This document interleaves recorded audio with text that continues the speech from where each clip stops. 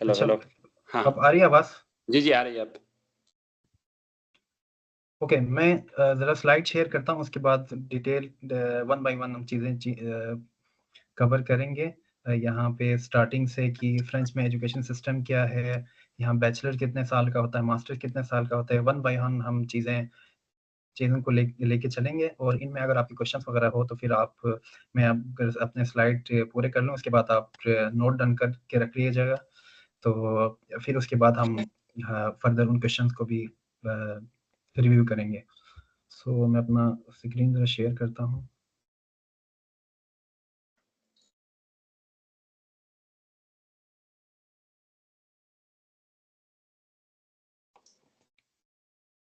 मेरा स्क्रीन नज़र आ रहा है सबको?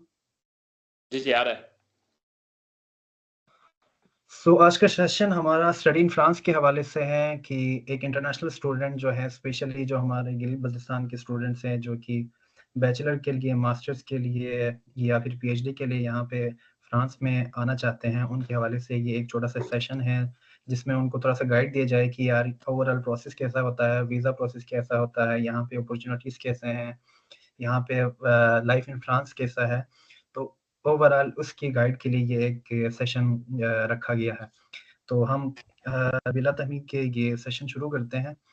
तो फ्रांस में सबसे पहले हम एजुकेशन सिस्टम से शुरू करते हैं कि फ्रांस में बेसिकली हर यूरोप सिस्टम में यहाँ पे 2 किस्म की यूनिवर्सिटीज़ होती हैं। पब्लिक यूनिवर्सिटीज़ होती हैं जो कि हम जिनको बोलते हैं गवर्नमेंट यूनिवर्सिटी होते हैं और दूसरा होता है प्राइवेट यूनिवर्सिटीज़। यहाँ पे जो पब्लिक यूनिवर्सिटीज़ हैं टोटल 80 से ऊपर पब्लिक यूनिवर्सिटीज़ हैं, जिनकी जो ओवरऑल रैंकिंग है वो आपको तकरीबन फ्रांस की 15 यूनिवर्सिटी से टॉप क्यूएस रैंकिंग में आती है, टॉप 500 में आती है, तो इनकी रैंकिंग ओवरऑल बहुत अच्छी है। फ्रांस बेसिकली बिज़नेस के लिए बहुत मशहूर है पूरी दुनिया में। फ्रांस की 1-2 यूनिवर्सिटीज़ से जैसे कि एचएससी पेरिस वगैरह हो गया आपके और बहुत सारे बिज़नेस जो स्कूल्स हैं, वो पूरी दुनिया में टॉप 2 टू 3 उसमें आती है, रैंकिंग में आती है। तो यहाँ पे इंजीनियरिंग स्कूल्स बहुत बहुत अच्छे हैं और उनकी फ़ीस स्ट्रक्चर वगैरह यहाँ पे €250 से लेके 3700 यूरो मैक्सिमम उनकी फ़ीस होती है। वो प्रोग्राम टू प्रोग्राम आपका वेरी करती है फ़ीस स्ट्रक्चर भी। तो उन चीज़ों को भी हम ओवरऑल देखेंगे। बेसिकली कहने का मतलब ये है कि यहाँ पे जो पब्लिक यूनिवर्सिटीज़ हैं और प्राइवेट यूनिवर्सिटीज़ से उनके बारे में थोड़ा-सा बताने का क्या था। और यहाँ पे फ्रांस में एक और सिस्टम भी है, यहाँ पे एक स्पेशलाइज़्ड स्कूल भी है यहाँ पे, जिसमें आपका एचईसी पेरिस आती है जो कि बिज़नेस के लिए बड़ी मशहूर है। इकोला पॉलिटेक्निक होती है, एक इंस्टीट्यूट है जो कि इंजीनियरिंग के लिए मशहूर है, साइंस पो जो कि सोशल साइंस वगैरह, पॉलिटिकल साइंस वगैरह उनके लिए मशहूर है।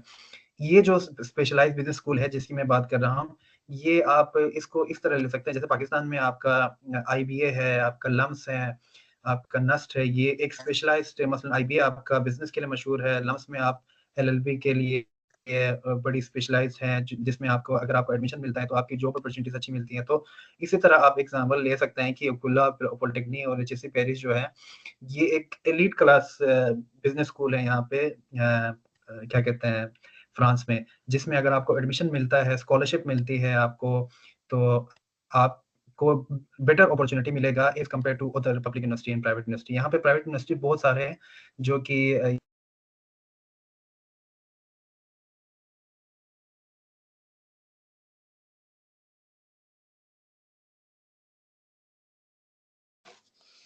यार ये I don't know what happened with this कि क्या हुआ है?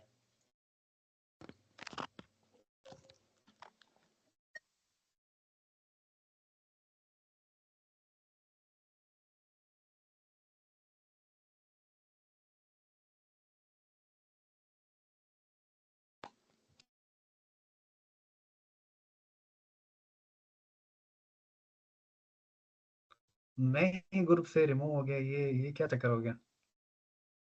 I don't know. अ, आप स्टार्ट करें, कंटिन्यू करें, आप शेयर करेंगे तो फिर कंटिन्यू हो जाएगा मेरे ख्याल से। चलो मैं ज़रा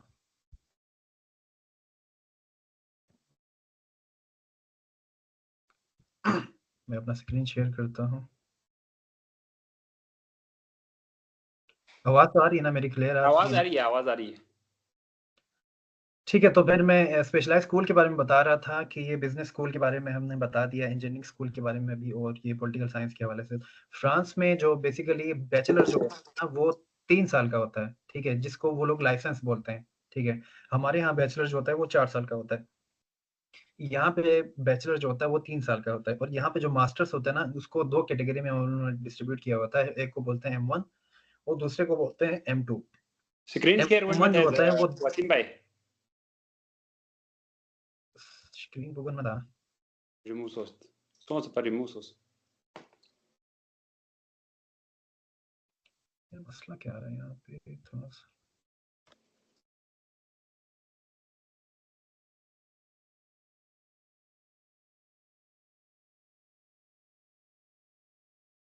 هون انت صوتي؟ توسط. अच्छा, बैचलर के बारे में बताया कि मास्टर्स और मास्टर जो होता है वो 2 किस्म के मास्टर होते हैं यहाँ पे। एक बोलते हैं M1, दूसरे को बोलते हैं M2। M1 जो होता है ना यहाँ पे 2 साल का होता है, ठीक है? और M2 को बोलते हैं 1 ईयर मास्टर्स, ठीक है? अब क्योंकि हम पाकिस्तान में 4 साल का मास्टर्स कर चुके होते हैं, तो फिर हम ऑलरेडी M1 कंप्लीट कर चुके होते हैं, ठीक है? तो आप डायरेक्ट M2 में भी एडमिशन ले सकते हैं, जो कि 1 साल का होता है और आप डायरेक्ट M1 में भी एडमिशन ले सकते हैं, जो कि 2 साल का होता है और M2 जो होता है 1 साल का होता है। अब मेरा जो प्रोग्राम है पर्सनली, ये मेरा जो प्रोग्राम है वो M2 प्रोग्राम है, जो कि 1 साल का प्रोग्राम है जिसमें आपका फर्स्ट 6 मंथ जो है वो कोर्स वर्क है और बाकी जो 6 मंथ है वो एक आपका इंटर्नशिप है जो कि कंपल्सरी है। यानी उनके M2 प्रोग्राम में आपका जो पहला 6 मंथ है वो आपका कोर्स वर्क होता है, बाकी जो 6 मंथ होता है वो आपका इंटर्नशिप होता है, वो आपने किसी कंपनी में करनी होती है या अपने यूनिवर्सिटी के लैब में कर सकते हो। यूनिवर्सिटी के लैब में अगर आप करते हो तो आपको थोड़ी-सी पेमेंट कम मिलेगी, आपको स्टाइपेंड थोड़ा कम मिलेगा। अगर आप कंपनी में करते हैं तो आपको स्टाइपेंड ज़्यादा मिलेगा, मसलन आपको 100 यूरो से 1000 यूरो से ऊपर मिलेगा। तो वो आपका कंपल्सरी होता है, वो आपने करना ही करना होता है, ठीक है? एक उनका सिस्टम ये शुरू होता है। बाकी डॉक्टरेट तो आपका हर जगह यही होता है कि वो 3 साल का होता है। अच्छा, अब स्टडी इन फ्रांस के हवाले से तो हम इस पॉइंट पे आते हैं कि हम फ्रांस को ही चूज़ क्यों करें, ठीक है?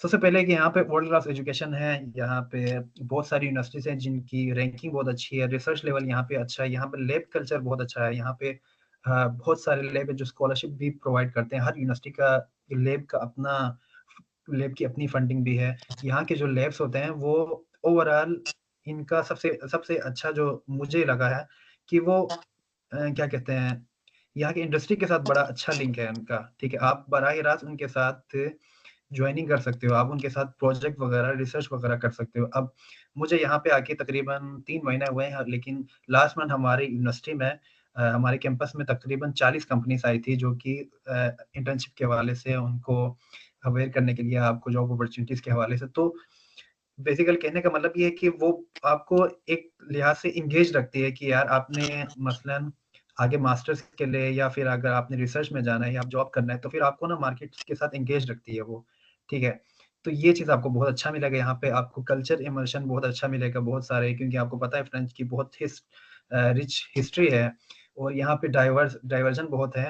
आपको ग्रोथ अच्छा मिलेगा, यहाँ का मार्केट प्लेस बहुत अच्छा है, टेक इंडस्ट्रीज़ बहुत अच्छी है। यहाँ पे बिज़नेस स्कूल बड़े अच्छे हैं और तीसरा पॉइंट हम आपको एक ये लिहाज से इस लिहाज से ये कह सकते हैं कि यहाँ पे अफोर्डेबिलिटी बहुत अच्छी है as compare to other European university या फिर यूके वगैरह को आप इसलिए चूज़ कर सकते हैं। यहाँ पे मोस्टली जो पब्लिक यूनिवर्सिटीज़ हैं, उनकी एप्लीकेशन फ़ीस नहीं है। आप वहाँ पे फ्री अप्लाई कर सकते हैं और उनकी जो फ़ीस है, वो आपको 250 यूरो से लेके 250 यूरो से लेके 3700 यूरो तक आपकी मैक्सिमम फ़ीस है, ठीक है? उससे ज़्यादा नहीं है।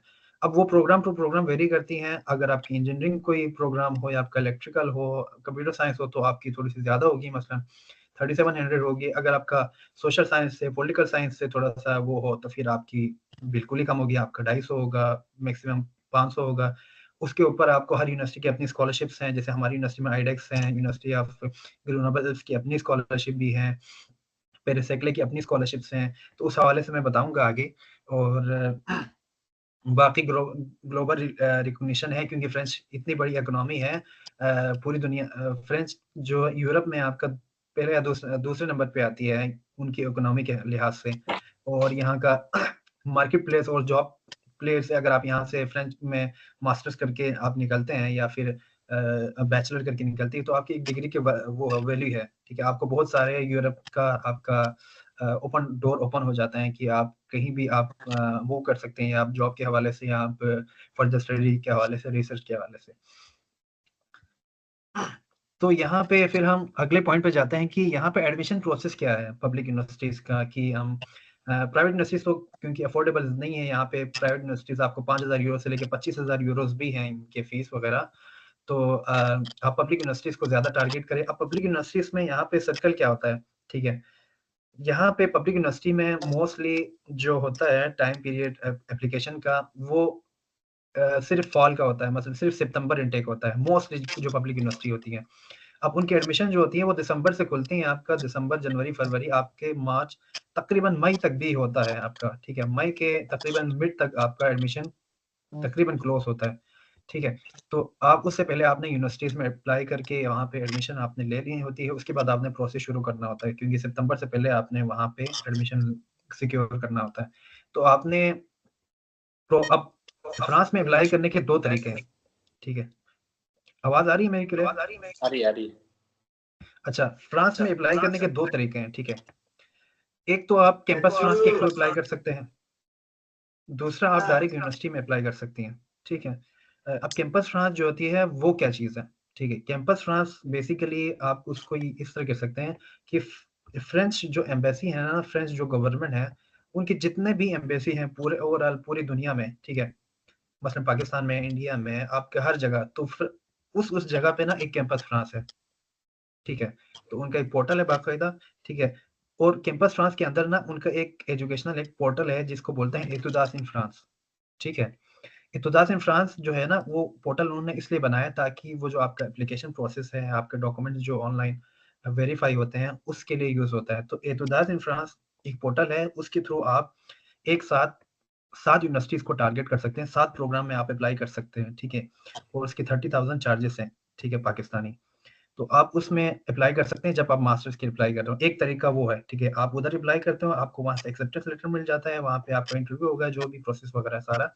वहाँ से अगर आपको एक्सेप्टेंस लेटर मिल गया, एक तरीका वो हो गया, ठीक है? दूसरा तरीका ये है कि आप डायरेक्ट यूनिवर्सिटी में अप्लाई करते हो, ठीक है? यूनिवर्सिटी में आप मसलन हमारी यूनिवर्सिटी है मसलन यूनिवर्सिटी ऑफ ग्रेनोबल एल्प्स, आप यूनिवर्सिटी ऑफ ग्रेनोबल एल्प्स के अपने पोर्टल पे जाते हो, वहाँ पे आप अप्लाई करते हो। एप्लीकेशन फीस मोस्टली जो यूनिवर्सिटीज़ है उसमें नहीं है। आप वहाँ पे अप्लाई करते हो, आपको वहाँ से एडमिशन मिलता है, आपको एक्सेप्टेंस लेटर मिल जाती है, ठीक है? ये आपका क्राइटेरिया है, ठीक है? ये आपका तरीका है बेसिकली एक्सेप्टेंस लेने का, ठीक है? अब वहाँ पे आप डॉक्यूमेंट्स कौन से सबमिट करवाओगे, आपके ट्रांसक्रिप्ट वगैरह, सीवी वगैरह जो मेन डॉक्यूमेंट्स है, यानी जो आप एम्बेसी वगैरह में सारा कुछ आपका जो डॉक्यूमेंट्स वगैरह वेरीफाई होते हैं, आपका आईबीसीसी वगैरह, मोफा वगैरह, वो तो आपने कंपल्सरी करनी ही करनी है। जहाँ भी अप्लाई कर रहे हो, चाइना में कर रहे हो, यूरोप में कर रहे हो, ऑस्ट्रेलिया में कर रहे हो, आपका कहीं भी कर रहे हो। ठीक है, अब सिलेक्शन क्राइटेरिया क्या होता है यहाँ पे? अब आपकी एकेडमिक्स जो परफॉर्मेंस है, आपका लेटर ऑफ मोटिवेशन है आपका, ठीक है, उस पे बिहाफ पे आपका जो सिलेक्शन होता है, आपका एक्सेप्टेंस लेटर मिलता है। यानी आपका प्रोफाइल कैसा है, आपने रिसर्च किया हुआ नहीं किया, या तो ओवरऑल आपके प्रोफाइल के बेस पे ना आपका एडमिशन लेटर मिलता है, ठीक है? अब successful applicant receive acceptance letter with the enrolment instruction and deadline, ठीक है? आपको एक्सेप्टेंस लेटर मिल गया, उसके बाद फिर आपका फर्दर प्रोसेस होता है कि आपने फर्दर प्रोसेस आपको मैं बताऊँगा कि आपने कैसा करना है। तो यहाँ तक ये है कि आप अपने एप्लीकेशन मसलन आपने एक्सेप्टेंस लेटर कैसे लेनी है, ये तरीका है, ठीक है? अ, अब ये सारे मसलन ये कुछ पब्लिक यूनिवर्सिटीज़ के का मैंने यहाँ पे स्क्रीन एक वो शेयर किया हुआ है, जिसमें आपका प्रिंस कॉल ले ले सोरबोन लड़के। यूनिवर्सिटी सोरबोन यूनिवर्सिटी है, आपका यूनिवर्सिटी ऑफ पेरिस सैक्ले है, यूनिवर्सिटी ऑफ ग्रेनोबल एल्से ये हमारी यूनिवर्सिटी है, और यूनिवर्सिटी ऑफ द बोगजे है, यूनिवर्सिटी ऑफ लील की एक यूनिवर्सिटी है, स्ट्रासबर्ग है, एरमाशे है, और यूनिवर्सिटी दी मोंटपेले है, आपका पीएसएल है, बहुत सारी और यूनिवर्सिटी हैं जो कि हाई रैंकिंग में आती हैं, लेकिन उनको मैंने यहाँ फिलहाल मेंशन नहीं किया हुआ। अच्छा, शायद आप लोग के यहाँ पे अभी पोस्ट डॉक या डॉक्टरेट के शायद स्टूडेंट ना हो बेसिकली। चलो अगर इसमें है भी, ये सेक्शन मैंने उनके लिए बनाया हुआ था कि डॉक्टरेट वाले जो होते हैं, पोस्ट डॉक वाले पोजीशन वाले, वो कैसे अप्लाई करते हैं। मोस्टली यहाँ पे फ्रांस में ये होता है कि आप जो डॉक्टरेट वाले स्टूडेंट होते हैं या जो आपका पीएचडी के लिए आ रहे होते हैं, उनको ये होता है कि आप कंपनीज़ के थ्रू भी आ सकते हैं या आप जैसे हम चाइना और कोरिया वगैरह में अप्लाई करते हैं, प्रोफ़ेसर के थ्रू अप्रोच करते हैं, तो यहाँ पे आप डॉक्टरेट और पीएचडी के लिए सेम प्रोसेस होता है। जस्ट 1 सेकंड, मेरा लैपटॉप बंद हो रहा है तो फिर मेरा ये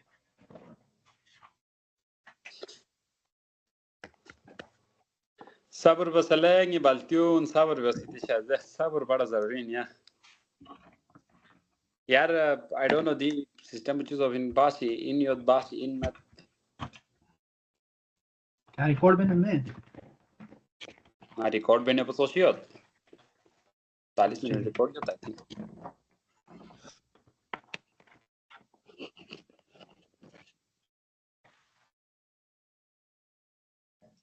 ओके। सो अच्छा, डॉक्टरेट वाला यही है कि आपने प्रोफेसर्स को मुख्तलिफ लैब्स वगैरह को, क्योंकि यहाँ पे रिसर्च लैब का कल्चर बहुत अच्छा है, ठीक है? यहाँ पे बहुत सारे रिसर्च सेंटर हैं, तो वहाँ पे आपने सर्च करके लैब वगैरह की, मैंने एक पोस्ट डॉक वालों के लिए एक फ़ाइल बनाई हुई है, जिसमें सारा कुछ जितने भी लैब वगैरह हैं, उन सब की डिटेल्स वगैरह है। अगर आपको कुछ चाहिए होगा तो वो मुझसे पूछ लीजिएगा, मैं आपको सेंड करूँगा। अच्छा, अब यहाँ पे स्कॉलरशिप के हवाले से मैंने पहले भी बताया कि स्कॉलरशिप यहाँ पे बहुत सारे हैं। यहाँ पे एक स्कॉलरशिप जो है वो एक्सीलेंस स्कॉलरशिप है यहाँ पे, जो कि आपका गवर्नमेंट स्कॉलरशिप है, जिसकी एक क्लाइमेट चेंज वालों का एक स्कॉलरशिप है जो कि अभी आया हुआ है, जिसकी 1 जनवरी इसकी डेडलाइन है। तो आप उसमें भी अप्लाई कर सकते हैं, जो एनवायरमेंटल साइंस के बैकग्राउंड वाले हैं या फिर जिनका एग्रीकल्चर से थोड़ा-सा लिंक है, तो वो भी अप्लाई कर सकते हैं। मैंने बल्कि इसका एक मेरे पास यहाँ मैंने शेयर जी किया हुआ जी था। पीपीटी जरूर सेंड कर दूंगा अच्छा मैं यहाँ मैंने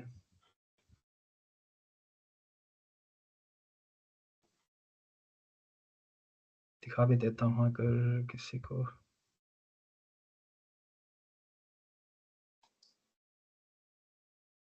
अच्छा, ये कैंपस फ्रांस का एक स्कॉलरशिप है, जो कि France excellence Pakistan climate change, ठीक है?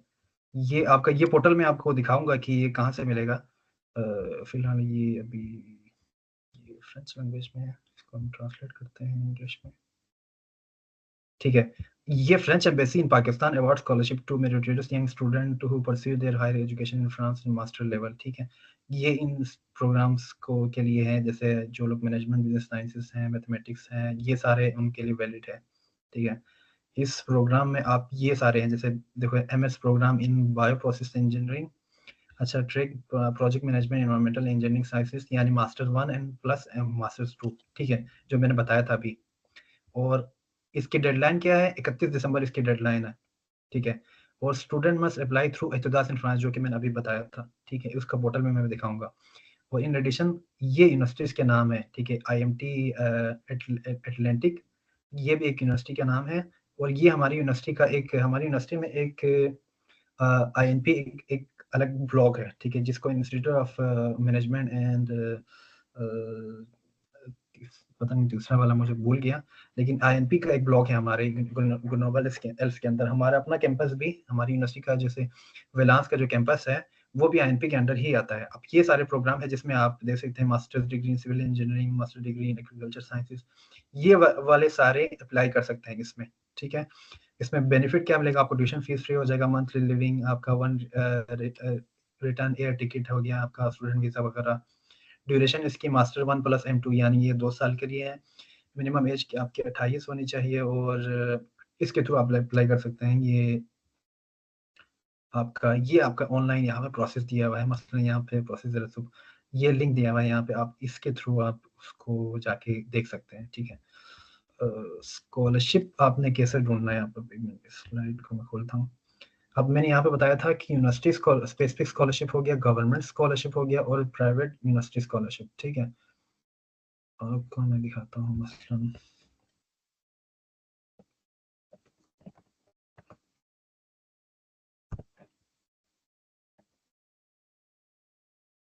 ये यूनिवर्सिटी ऑफ ग्रेनोबल एल्प्स का जो है ना, वो आपका जो institute of school and engineering management का एक वो है, ब्लॉक है, जो कि इसी का ही है, हमारी यूनिवर्सिटी ऑफ ग्रेनोबल एल्प्स का। तो इसमें हम आपको स्कॉलरशिप के हवाले से अगर मसलन दिखाएं, अप्लाई फॉर जॉब स्कॉलरशिप कहाँ से?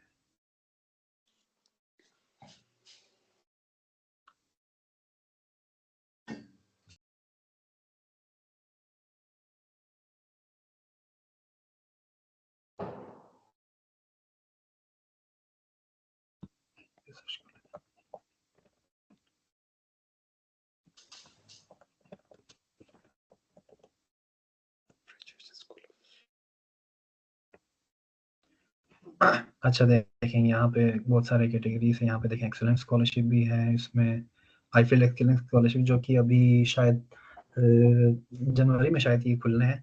इसमें अगर हम इस ब्लॉग में आ जाते हैं, हाँ इसमें देख लें यहाँ पे अपकमिंग स्कॉलरशिप में कितने सारे स्कॉलरशिप है हमारे आईएनपी के अपने अंदर। ये देखें एक एक्सेलेंस स्कॉलरशिप है जो कि आपका ये देखें, एक तो international scholarship for INP foundation की तरफ से ये स्कॉलरशिप है जिसमें आपको 5,000 यूरो मिलेगा पर सेमेस्टर, और आपको आपकी एज 28 से कम होनी चाहिए, ठीक है। और दूसरा आपको आईफिल स्कॉलरशिप है जो कि आपका मंथली अलाउंस, जिसमें आपको 1100 मंथली अलाउंस मिलेगा। ये आपका मास्टर्स वाले भी अप्लाई कर सकते हैं और पीएचडी वाले भी अप्लाई कर सकते हैं, ठीक है। अलाउंस और मंथली डेट मंथली अलाउंस, ठीक है। और ये जो स्कॉलरशिप है आपको, अगर आपका M2 प्रोग्राम है यानी 1 साल वाला है तो आपको फिर ये 12 मंथ मिलेगा, और अगर आपका M1 है तो फिर आपको 24 महीने मिलेगा, ठीक है। और इसका सारा प्रोसेस इसमें लिखा हुआ है, और इसकी डेडलाइन वगैरह देखेंगे 1 अक्टूबर और नवंबर deadline for reception of application. 8 जनवरी इसकी डेडलाइन है, देखें 2025। और ये हमारी स्कॉलरशिप है जो कि अभी मेरा स्कॉलरशिप है जिसमें आपको 5,000 यूरो मिलते हैं, और इसकी डेडलाइन आपको मार्च में मिलेगा, ठीक है। और ये बहुत सारे और भी स्कॉलरशिप है, जैसे ग्रेजुएट स्कॉलरशिप है, ये लैब स्कॉलरशिप है, फ्रेंच गवर्नमेंट स्कॉलरशिप, तो बहुत सारे स्कॉलरशिप है। अब मैं आपको एक और पोर्टल दिखाता हूँ, स्कॉलरशिप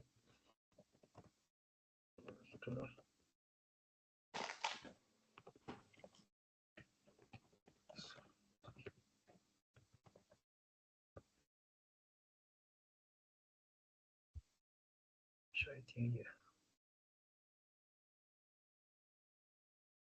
हाँ ये। अगर आप इधर जाते हो ना, अब आपने स्कॉलरशिप कैसे ढूंढनी है, अब ये जो पोर्टल है ना ये स्पेशली है स्कॉलरशिप के लिए, ठीक है। अब यहाँ पे अगर आप मसलन आप सर्च करो, यहाँ पे आप जाते हो, इसको ना छोड़ो, इधर आप जाते हो मास्टर्स के लिए, फिर आप सब्जेक्ट चूज करते हो, सब्जेक्ट को भी बल्कि रहने दो, और आप यहाँ नेशनलिटी लगा लेते हो, एशिया जाते हो, यहाँ पे फिर आप जाते हो पाकिस्तान, ठीक है।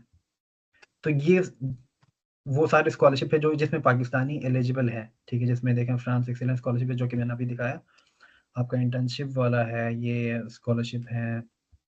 तो ये सारे स्कॉलरशिप हैं जो कि आप एक्सप्लोर कर सकते हैं, जिसमें आप देख सकते हैं बहुत सारे स्कॉलरशिप जो कि आगे भी आ भी रहे हैं, फरवरी तक उनकी डेडलाइन है, 15 फरवरी, ये वो सारा कुछ।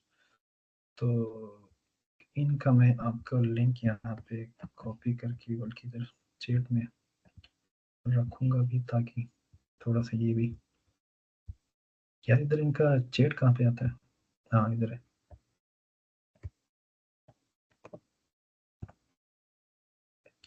ओके,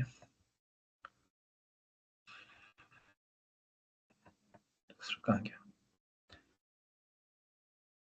अच्छा, एक आप यहाँ उनका पोर्टल देख लें,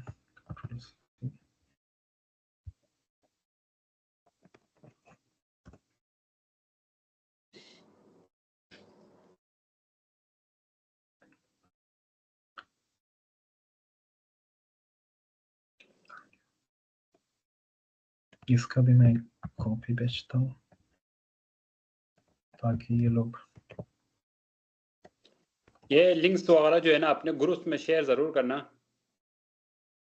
डिस्ट्रिक्ट के ग्रुप्स में शेयर करना काइंडली। अच्छा ये जो आपका एक्सेलेंस स्कॉलरशिप जो मैंने आपको बताया था, तो इसका भी चलो मैं डायरेक्ट ही इधर भी शेयर कर लेता हूँ, आप देख सकते हैं इसको, जो लोग उनमें इंटरेस्टेड हैं, जिसमें अप्लाई करना चाहते हैं। अच्छा, इक्तदास इन फ्रांस का पोर्टल आपको इजीली मिल जाएगा, इक्तदास इन फ्रांस, ठीक है, ये आपका पोर्टल मिलेगा, ये आपका पहला जो लिखा आ रहा है, ये आपका इतुदास इन फ्रांस का पोर्टल है। अभी शायद इसमें थोड़ा-सा मसला आ रहा है, कल से ये ओपन नहीं हो रहा। ठीक है, तो आप बेसिकली पोर्टल यही है। आप जब इतुदास इन फ्रांस का पोर्टल में इसमें प्रोसेस ये होता है कि आपको मतलब एक्सेप्टेंस मिल गया ना, तो फिर आप अपने ना कुछ डॉक्यूमेंट्स यहाँ पे अपलोड करते हैं ना, कुछ डॉक्यूमेंट्स अपलोड करते हैं, तो फिर ये लोग ना तकरीबन 3 से 4 मैक्सिमम 5 दिन के अंदर आप आपका डॉक्यूमेंट वो लोग वेरीफाई करते हैं, ठीक है। इसकी ना एक वेरिफिकेशन चार्जेस हैं, इसके 30,000 इसके वेरिफिकेशन चार्जेस हैं, जिसमें ना वो लोग आपके डॉक्यूमेंट ना वेरीफाई करते हैं कि यार ये डॉक्यूमेंट आया सही है या इसने कोई गलत डॉक्यूमेंट प्रूफ वो भेजा है कि नहीं ना। तो ये डॉक्यूमेंट्स वो करते हैं आपका ना वेरीफाई करते हैं ना। जब आपका डॉक्यूमेंट वेरीफाई हो जाता है ना, तो वो लोग आपको ना एक स्लिप भेजते हैं, ठीक है, जिसमें ना एक सर्टिफिकेशन टाइप होते हैं, जिसको वो लोग इतुदास इन फ्रांस स्लिप बोलते हैं, ठीक है। जब आप ये प्रोसेस कर लेते हैं, आपका डॉक्यूमेंट वेरीफाई होता है ना, तो आप जब एम्बेसी जाते हैं यहाँ पे एक इदारा है एईजी इस्लामाबाद, ठीक है। ये एईजी एक इदारा है जो कि फ्रांस में आपका क्या बोलते हैं वीज़ा के हवाले से, अपॉइंटमेंट के हवाले से ना ये सारा काम ये लोग देखते हैं। इनके यहाँ पे इस्लामाबाद में भी हैं, ये लोग लाहौर में भी है, इनका ब्रांच इनका मुल्तान में भी है, कराची में भी है, बहुत सारे हैं। तो यहाँ पे आपको वीज़ा का कोई इश्यू नहीं है। यहाँ पे फ्रांस में वैसे थोड़े से कम ही आते हैं अवाम, तो आपको अपॉइंटमेंट आपको जल्दी मिल जाएगा। मोस्टली जो आपका इटालियन वगैरह हो गया, जर्मनी वगैरह में अभी मोस्टली जो इश्यू चल रहे हैं, वो इश्यू ही है, इसी का चल रहा है कि भाई बंदों को स्कॉलरशिप मिल जाती है, एडमिशन मिल जाता है, लेकिन उनको अपॉइंटमेंट नहीं मिलती है एम्बेसी में, ठीक है। यहाँ पे आप एम्बेसी में अपॉइंटमेंट के लिए जाओ, तो आपको डॉक्यूमेंट्स कौन-कौन से चाहिए होते हैं। एक आपको ये स्लिप चाहिए होती है, जिसको मैंने अभी बताया कि आपको जो आप डॉक्यूमेंट वेरीफाई करते हैं, तो जो स्लिप निकल के आती है। एक वो चाहिए होता है, दूसरा आपका पासपोर्ट चाहिए होता है, ठीक है। तीसरा आपका एडमिशन लेटर चाहिए होता है। इस 3 डॉक्यूमेंट के बिहाफ़ पे ना वो लोग आपको अपॉइंटमेंट देते हैं, एम्बेसी में आपको जब भी होता है। तो वो यस। अपॉइंटमेंट आपको तकरीबन 1 डेढ़ महीना आपका तकरीबन उसका गैप होता है। ठीक है, तो ये एक बेसिक सा एक प्रोसेस है, ठीक है। अब हम तो नेक्स्ट आपका उस पे जाते हैं, स्लाइड पे जाते हैं। ये बहुत सारे स्कॉलरशिप और भी हैं जो कि अभी मैं बता नहीं रहा, जैसे आईफिल स्कॉलरशिप है, यूनिवर्सिटी ऑफ पेरिस की अपनी स्कॉलरशिप है, साइंस पो वालों की स्कॉलरशिप है, वो आप उस पोर्टल पे जाके ढूँढ सकते हैं बहुत सारे ना। अ, बाकी अब आपने हाँ, मैं एक और चीज़ बताता हूँ, आपने इंग्लिश टॉक प्रोग्राम्स यहाँ पे फ्रांस में कैसे ढूँढनी है यार? मैं अप्लाई करना चाहता हूँ, तो मैं प्रोग्राम कैसे ढूँढूँ? ठीक है, आया मैं डायरेक्ट यूनिवर्सिटी में जाऊँ या फिर कैसे जाऊँ? ये तो ज़्यादा इन फ्रांस के पोर्टल में चलो मैं अप्लाई करना चाहता हूँ, लेकिन मुझे वो प्रोग्राम कहाँ से मिलेगा? ठीक है, वो मैं कहाँ से ढूँढूँ? तो आप सिंपली गूगल पे सर्च कर लें, इंग्लिश टॉक प्रोग्राम्स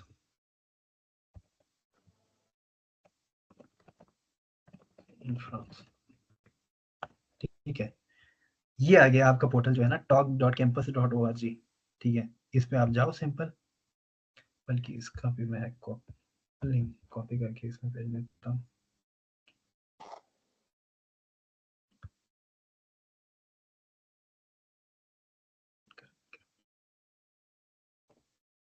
ये हो गया, ठीक है। इसका भी एक लिंक आ गया। अब ठीक है, ये आपका एक पोर्टल है, ठीक है। यहाँ पे जाके ना आपने अपने प्रोग्राम्स ढूँढने हैं, ठीक है। मसलन यहाँ पे मैं ढूँढता हूँ, अब आपने यहाँ पे सर्च करनी है। यहाँ पे आप इंग्लिश टॉक प्रोग्राम 100% यानी आप सर्च करोगे यस, ठीक है। तो आपको ये सारे प्रोग्राम जो है ना, यहाँ पे ये इंग्लिश टॉक प्रोग्राम्स है। इस पोर्टल का आपको ये फ़ायदा है कि फ्रांस में जितने भी पब्लिक यूनिवर्सिटी है, प्राइवेट यूनिवर्सिटी है, जितने भी हैं, ठीक है, वो सारे ना इसी के अंदर ही है, ठीक है। आप प्रोग्राम यहीं से ढूँढ सकते हो। आप उनका लिंक वगैरह पर्टिकुलरली जाके हर यूनिवर्सिटी के ना डिपार्टमेंट के अंदर लिंक ढूँढने की ज़रूरत नहीं है, आपको सारा कुछ यहीं पे मिलेगा, ठीक है। आप सिंपल आप यहाँ पे जाओगे, ठीक है, यहाँ पे आप मसलन सर्च करोगे यार मैंने चूज़ करना है, मैं मसलन रखता हूँ मास्टर M1 रखता हूँ, M2 भी रखता हूँ, चलो मैं स्पेशलाइज़्ड मास्टर भी रखता हूँ, ये हो गया, ठीक है। फ़ील्ड में रखता हूँ, उसकी ज़रूरत नहीं है, चलो फिलहाल हम जनरल एक सर्च करते हैं। और नेशनल डिप्लोमा रखते हैं हम, नेशनल फीस रखते हैं, यानी पब्लिक यूनिवर्सिटीज़ रखते हैं। यहाँ पे हम सर्च करते हैं मसलन क्या सर्च करें? हम रखते हैं मसलन जो एमएस में इकोनॉमिक्स में करना चाहते हैं, इकोनॉमिक्स, हाँ, ये देखें। अब ये एक प्रोग्राम आ गया जी यूनिवर्सिटी ऑफ यूनिवर्साइट पेएसएल में, ठीक है? एप्लाइड इकोनॉमिक्स, और ये प्रोग्राम अब ये सारे जितने भी है ना, ये सारे इकोनॉमिक्स वाले प्रोग्राम्स हैं, ये देखें। ये जितने सारे प्रोग्राम्स अभी आप 2 में जाएँ तो ये भी है। ये सारे प्रोग्राम जो हैं, जो इकोनॉमिक्स वाले आपको ऑफर कर रहे हैं। अब ये बहुत सारी यूनिवर्सिटीज़ हैं, जैसे यहाँ पे देखें यूनिवर्सिटी ऑफ PSL है आपका, ये पेरिस में है, और आपका यूनिवर्सिटी ऑफ सरमोंट एवरेंज है। अच्छा, यूनिवर्सिटी पे पेंथेनोन सोरबोन यूनिवर्सिटी है आपका, मार्शे यूनिवर्सिटी है जो कि मैंने बताया था, यूनिवर्सिटी ऑफ पेरिस सेक्ले है। अच्छा, यूनिवर्सिटी ऑफ लील है जो कि मैंने बताया था अभी पहले। अच्छा, एग्रो पेरिस टेक, ये यूनिवर्सिटी एक है। तो मसलन यहाँ पे ये सारे प्रोग्राम से, मसलन यहाँ पे हम एक खोलते हैं, मसलन ये एक प्रोग्राम हो गया। यहाँ उसके प्रोग्राम्स के अंदर आप जाओगे तो यहाँ पे आपको सारा कुछ मिलेगा। देखो प्रोग्राम्स की डिटेल, ये आपके डिपार्टमेंट का लिंक है। मसलन इसको मैं ओपन करके दिखाता हूँ। ये एक आपको वेबसाइट का लिंक है उस प्रोग्राम के जहाँ पे आपने अप्लाई करना है, और ये लिखा हुआ है देखो, all courses are taught in English, यानी मास्टर्स है। Credit yes, national diploma yes, ठीक है। फील्ड्स क्या है, इकोनॉमिक्स हो गया, पॉलिटिकल मैनेजमेंट, बिजनेस। इसकी लेंथ कितनी है, 2 साल है, ठीक है। और फरवरी में ये लास्ट अपडेट हुआ है, ठीक है। आपको उसमें अप्लाई करने के लिए आपको क्या चाहिए, लाइसेंस चाहिए L3, यानी आपको बैचलर आपका कंप्लीट होना चाहिए। The M1 is given entirely in both French and M2, all courses are there for M2 taught in English, ठीक है। इसमें इसकी ट्यूशन फीस वगैरह आप यहाँ की लिंक में जाके देखते हैं। मोस्टली जो इकोनॉमिक्स वगैरह जो होती है फील्ड में, इनमें ट्यूशन फीस इतनी नहीं होती है, 250 यूरो से लेकर 500 यूरो तक मैक्सिमम होती है। इसमें ऑब्जेक्टिव्स वगैरह सारे, कहने का मतलब ये है कि प्रोग्राम वगैरह की डिटेल्स वगैरह ना आपको सारा इसी के अंदर ही मिलेगा आपको ना, डिपार्टमेंट। इधर हम कोई और भी खोल लेते हैं, मसलन यहाँ पे हम यूनिवर्सिटी ऑफ मार्शे का खोल लेते हैं, ठीक है। ये सारे लिखे हुए हैं प्रोग्राम्स के डिटेल्स वगैरह और ट्यूशन फीस वगैरह। ये भी यूनिवर्सिटी ऑफ पेरिस सेक्ले का भी हम दिखा देते हैं आपको।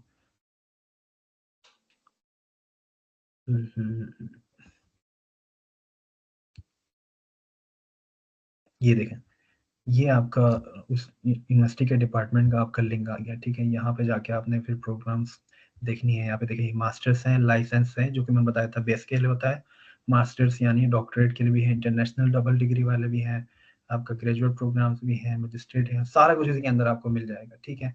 ये मार्शे का हो गया आपका। ये पेरिसैक्ले का भी जो मैंने दिखाया था, यहाँ पे आप इसको सिंपली ट्रांसलेट करें। ट्रांसलेशन कहाँ गया,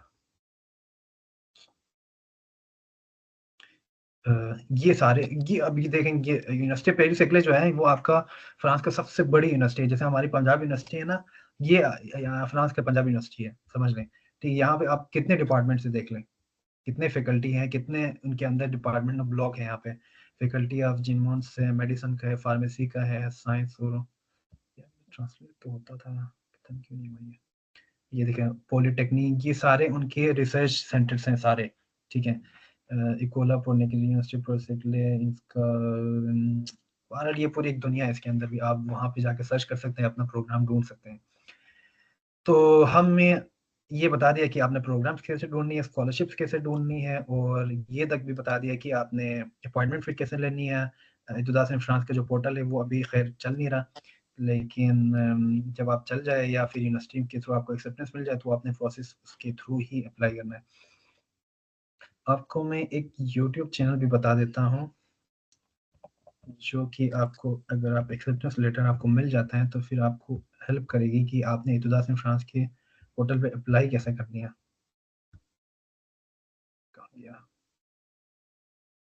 कि आप यूट्यूब पे ना सिंपल ये लिख लें, इतुदास इन फ्रांस,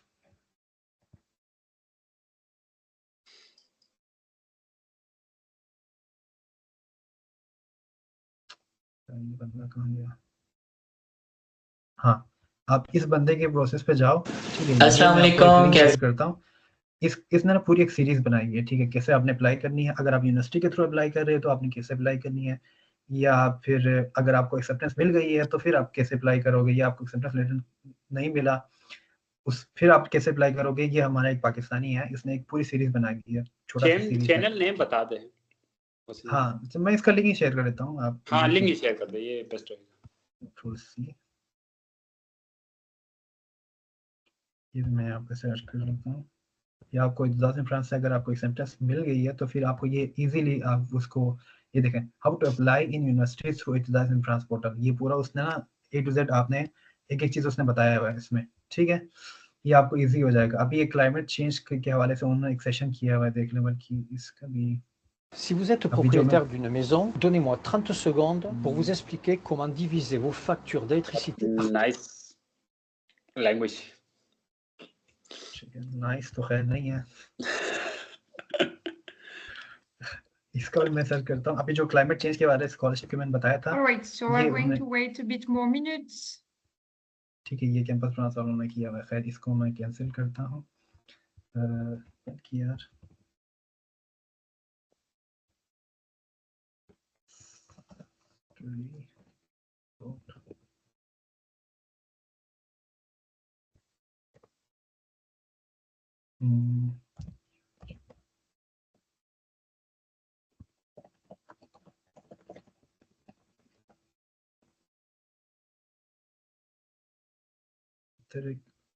हाँ, ये YouTube चैनल है जिसको मैं आप लोग सबको रिकमेंड करूंगा। आप इनका ना इसको विजिट कर लिएगा,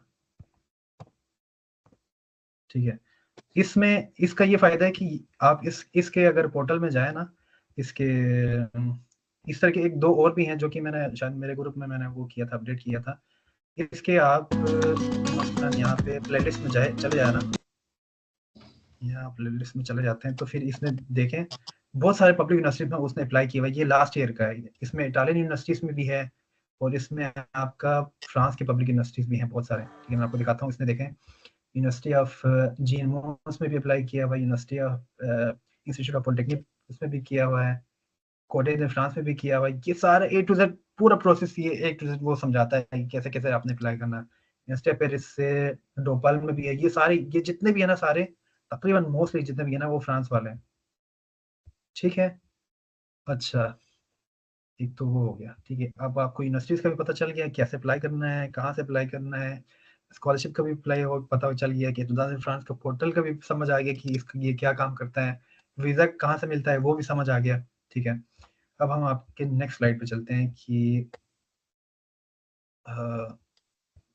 करियर अपॉर्चुनिटीज यहाँ पे आपको कैसा है अगर आप फ्रांस से ग्रेजुएट होते हैं। यहाँ पे मोस्टली जितने भी कंपनीज होते हैं वो आपको वो ज़्यादातर ये वो करती हैं, मतलब वो लोग चाहते हैं कि उन लोगों को मतलब जॉब दे दें कि जिनको थोड़ी सी फ्रेंच आती है, ताकि वो लोग अपने टीम मेंबर्स के साथ या हमारे कंपनी के मेंबर्स के साथ थोड़ा सा घुल मिल जाए, ठीक है। वो लोग ज़्यादा उसको प्रेफर करते हैं। तो आपने अगर आप प्रोग्राम मसलन में सबसे जो जितने भी बंदे हैं, ठीक है, या जो भी आप वीडियोस उठा के देख लेना, तो सबसे पहला बंदा जो मोस्टली इम्पोर्टेंट लफ्ज़ कहेगा ना, वो यही कहेगा कि यार अगर आपने फ्रांस आने का या फिर किसी भी यूरोप कंट्रीज में आने का आपने सोचा हुआ ना, तो सबसे पहले आपने क्या करना है, ज़ुबान सीखना है, ठीक है। तो आप नेक्स्ट सितंबर इनटेक में अगर आप आना चाह रहे हो, ठीक है, तो आप अभी से ड्यूओलिंगो के थ्रू या मुख्तलिफ जो कोर्सेज वगैरह हैं फ्रांस के, फ्रेंच लैंग्वेज के, या जो भी जिस कंट्री में आप जा रहे हैं, तो फिर उसको आप सीख लिए। यहाँ पे लोगों को इंग्लिश नहीं आती, साफ सी बात, ठीक है। यहाँ पे आप किसी बैंक में भी जाते हैं ना, उनको इंग्लिश नहीं आती, ठीक है। वो लोग फ्रेंच बोलते हैं, उनको फ्रेंच लैंग्वेज पे वो लोग प्रेफर करते हैं कि यार हमारी ज़ुबान है तो फिर हम उस चीज़ को ज़्यादा फ़ोक़ियत दें, ठीक है। और वो जितने भी आपको पोस्टर लगे होंगे यहाँ पे, जितने भी मसलन शॉप्स वगैरह की जितने भी चीज़ें हैं, वो भी सारे आपको फ्रेंच में ही दिखेंगे, ठीक है। इवन कि आपको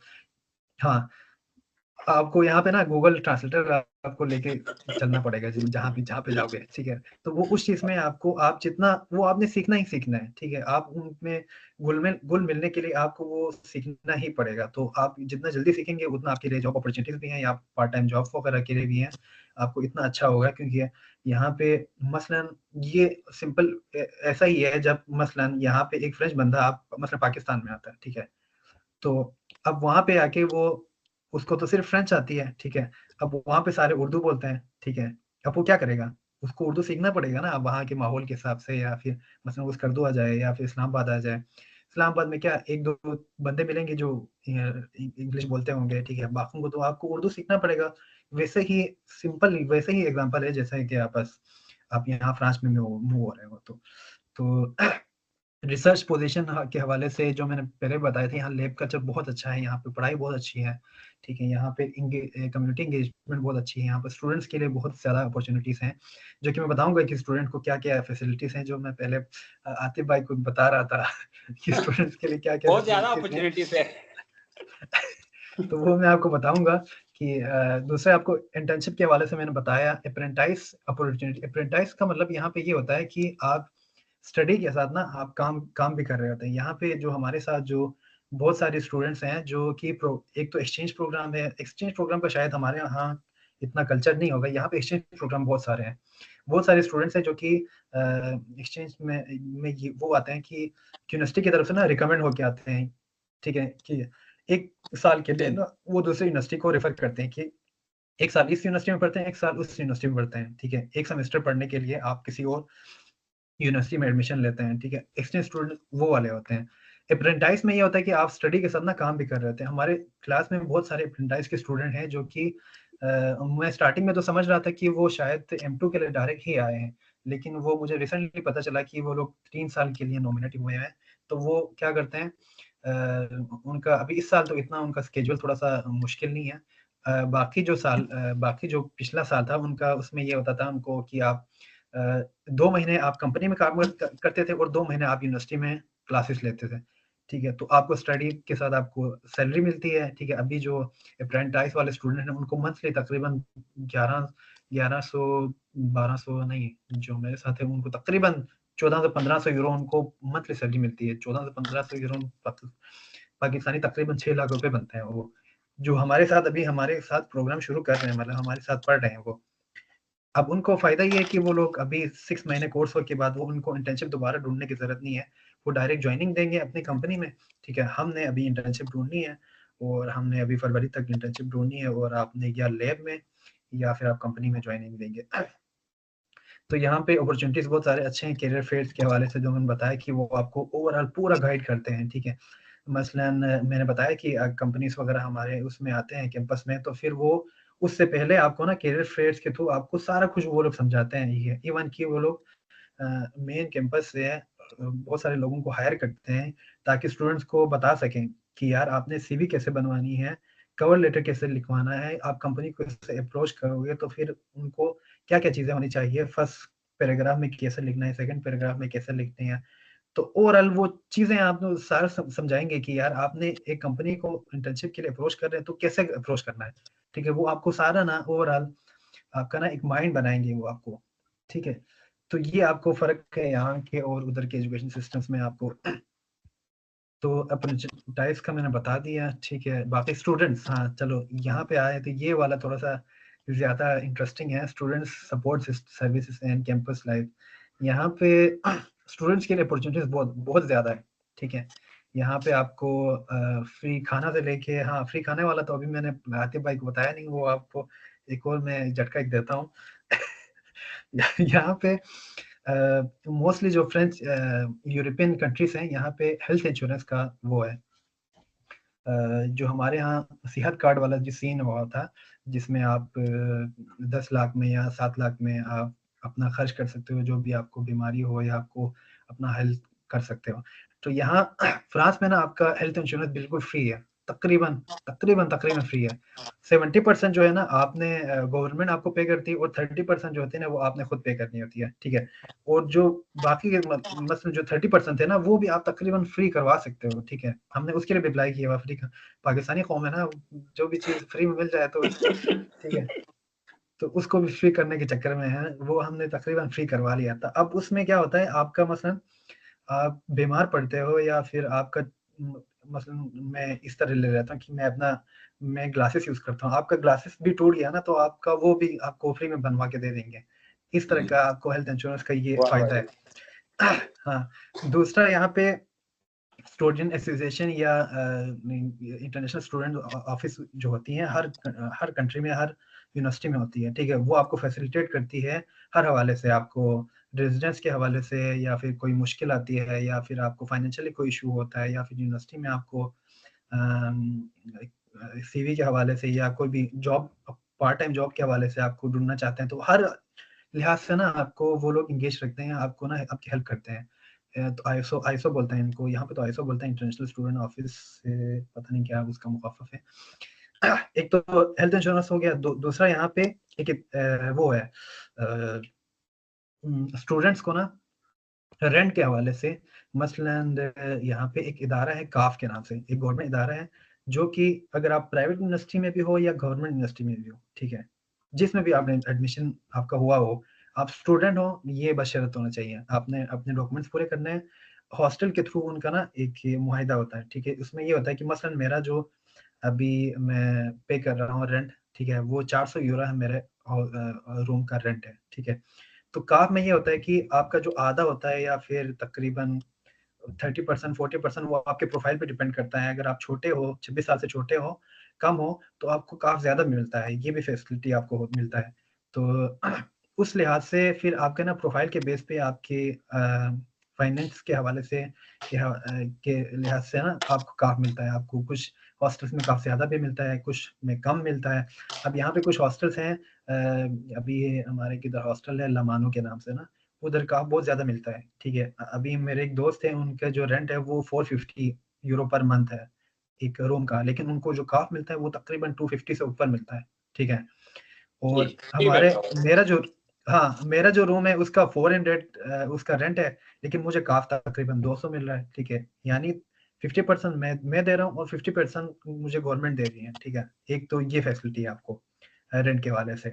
वो आपको हर जगह मिलती है और आप प्राइवेट स्टूडेंट हो, पब्लिक स्टूडेंट हो, जो भी हो, आपको मिलता है, मिलता ही मिलता है।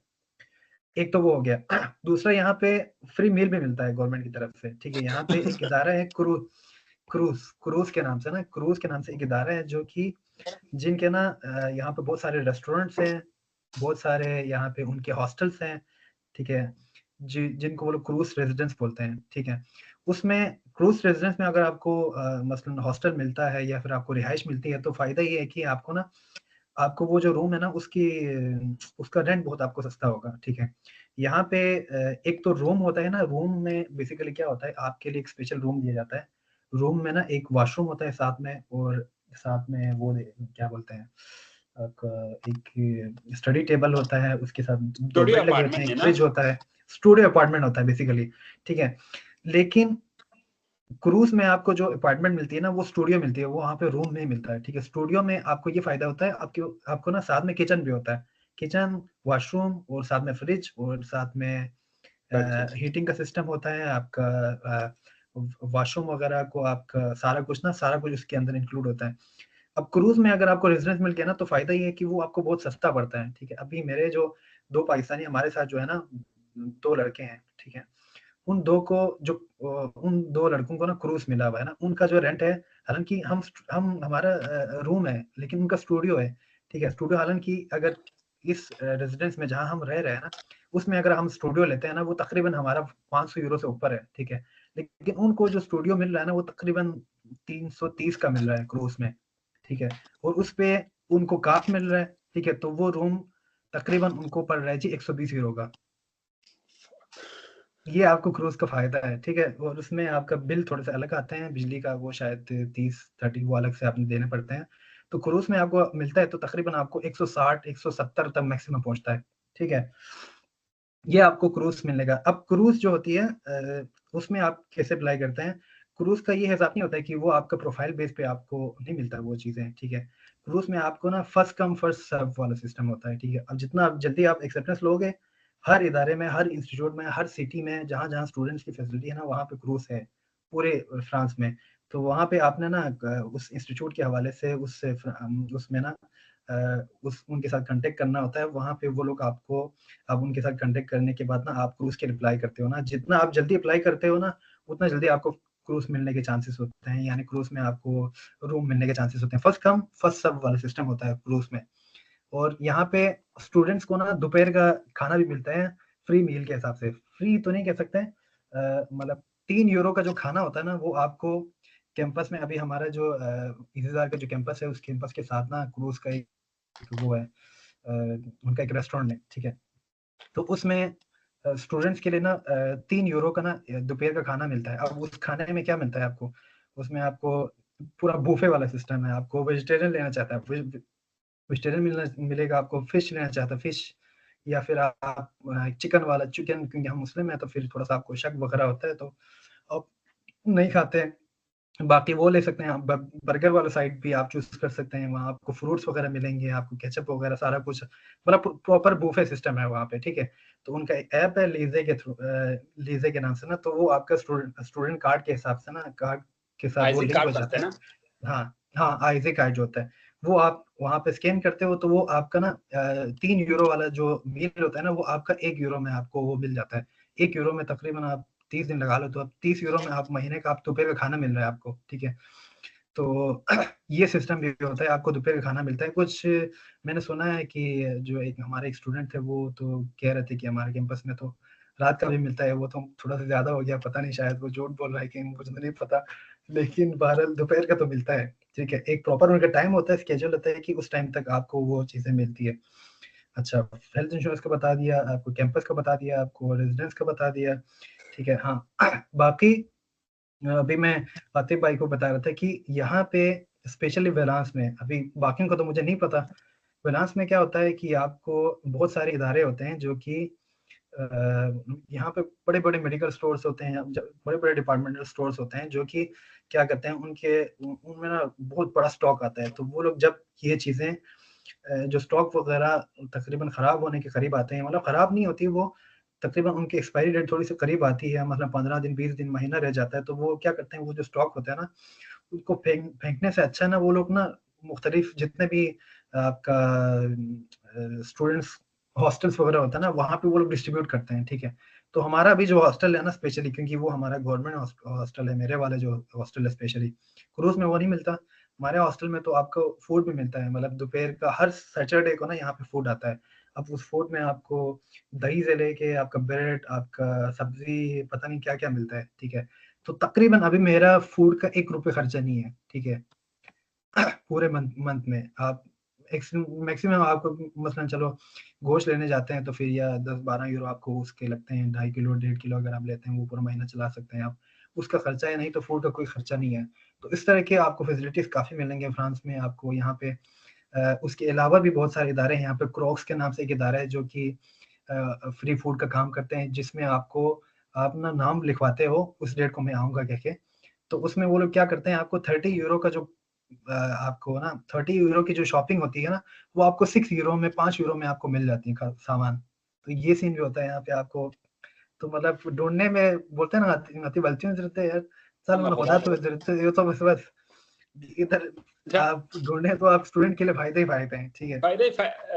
वैसे वसीम भाई, ये सारे प्रोसेस जो है ना यहाँ पे भी है। जैसे कि स्टूडेंट जब आप कार्ड, आईजी कार्ड कहीं भी दिखाते हैं ना, जो इंटरनेशनल हाँ स्टूडेंट कार्ड होती है, वो दिखाने के बाद हमें लगता है कि इस मुल्क का वज़ीर आज़म भी मैं खुद तो हूँ, है ना, कि मतलब हर जगह पे हाँ जी, हाँ सहूलत ही जी। सहूलत है, हर जगह पे डिस्काउंट ही डिस्काउंट है, ठीक ही नहीं है। तो ये चीज़ तो होता है इंटरनेशनल स्टूडेंट्स के लिए, वो हाँ अपॉर्चुनिटीज बहुत अच्छी होती है। बाकी हम पहले हमारे जो बाप दादा होते थे वो लोग नती नती उम्र को 2 साल 3 साल सुनसे भी आप पता है, ताकि मसलन 98 पैदाइश इन 2000 भी आप 3 साल सुनसे भी आप पता है।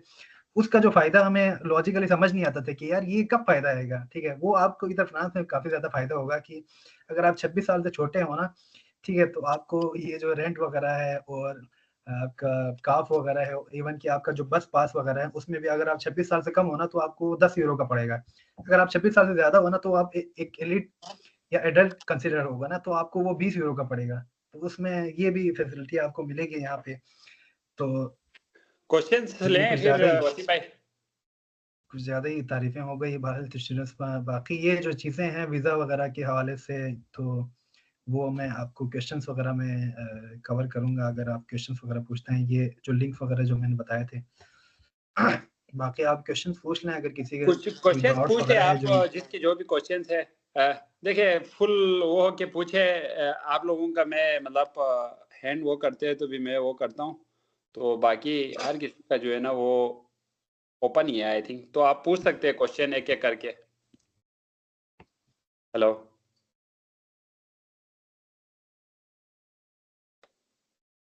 Hello hello.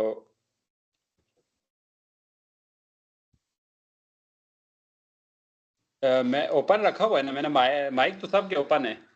जी जी, आप क्वेश्चन पूछ सकते हैं।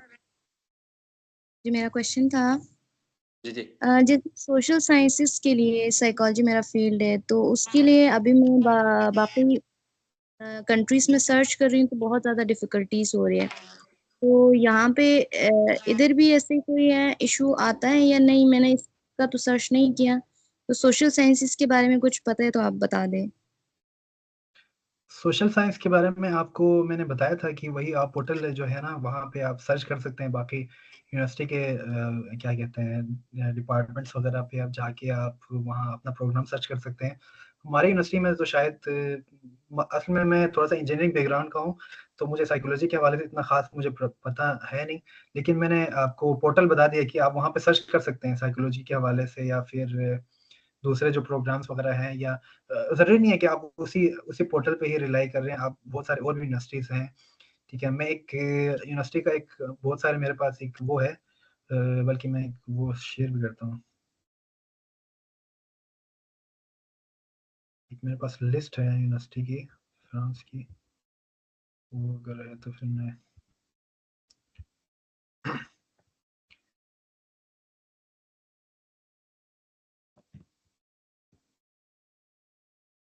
मुझे आप निकल पीपीटी भी शेयर करें ना वसीम भाई इनबॉक्स में, तो मैं आगे ग्रुप्स में शेयर करता हूँ, पॉसिबल है तो। ठीक है। हाँ, बिल्कुल ना सर। यार ये नीचे क्यों नहीं हो रहा? ये बाहर यूनिवर्सिटी की लिस्ट थी, लेकिन ये अभी शेयर नहीं हो रहा, लेकिन पता नहीं। मुझे आप भेज दें, मैं ग्रुप में शेयर करता हूँ वसीम भाई। ठीक है, मैं तुम्हें भेज ठीक दूंगा है। ना उसको, अच्छा लिस्ट को सर्च अल्फा सिस्टर, आपके लिए एक वो है कि अगर आप देखें, अगर आप स्कॉलरशिप के उसमें हो तो फिर स्कॉलरशिप के लिए आपको ये चीज़ें जैसे कि वसीम भाई ने बताया पोर्टल्स पे जाके आपको रिसर्च करना पड़ेगा।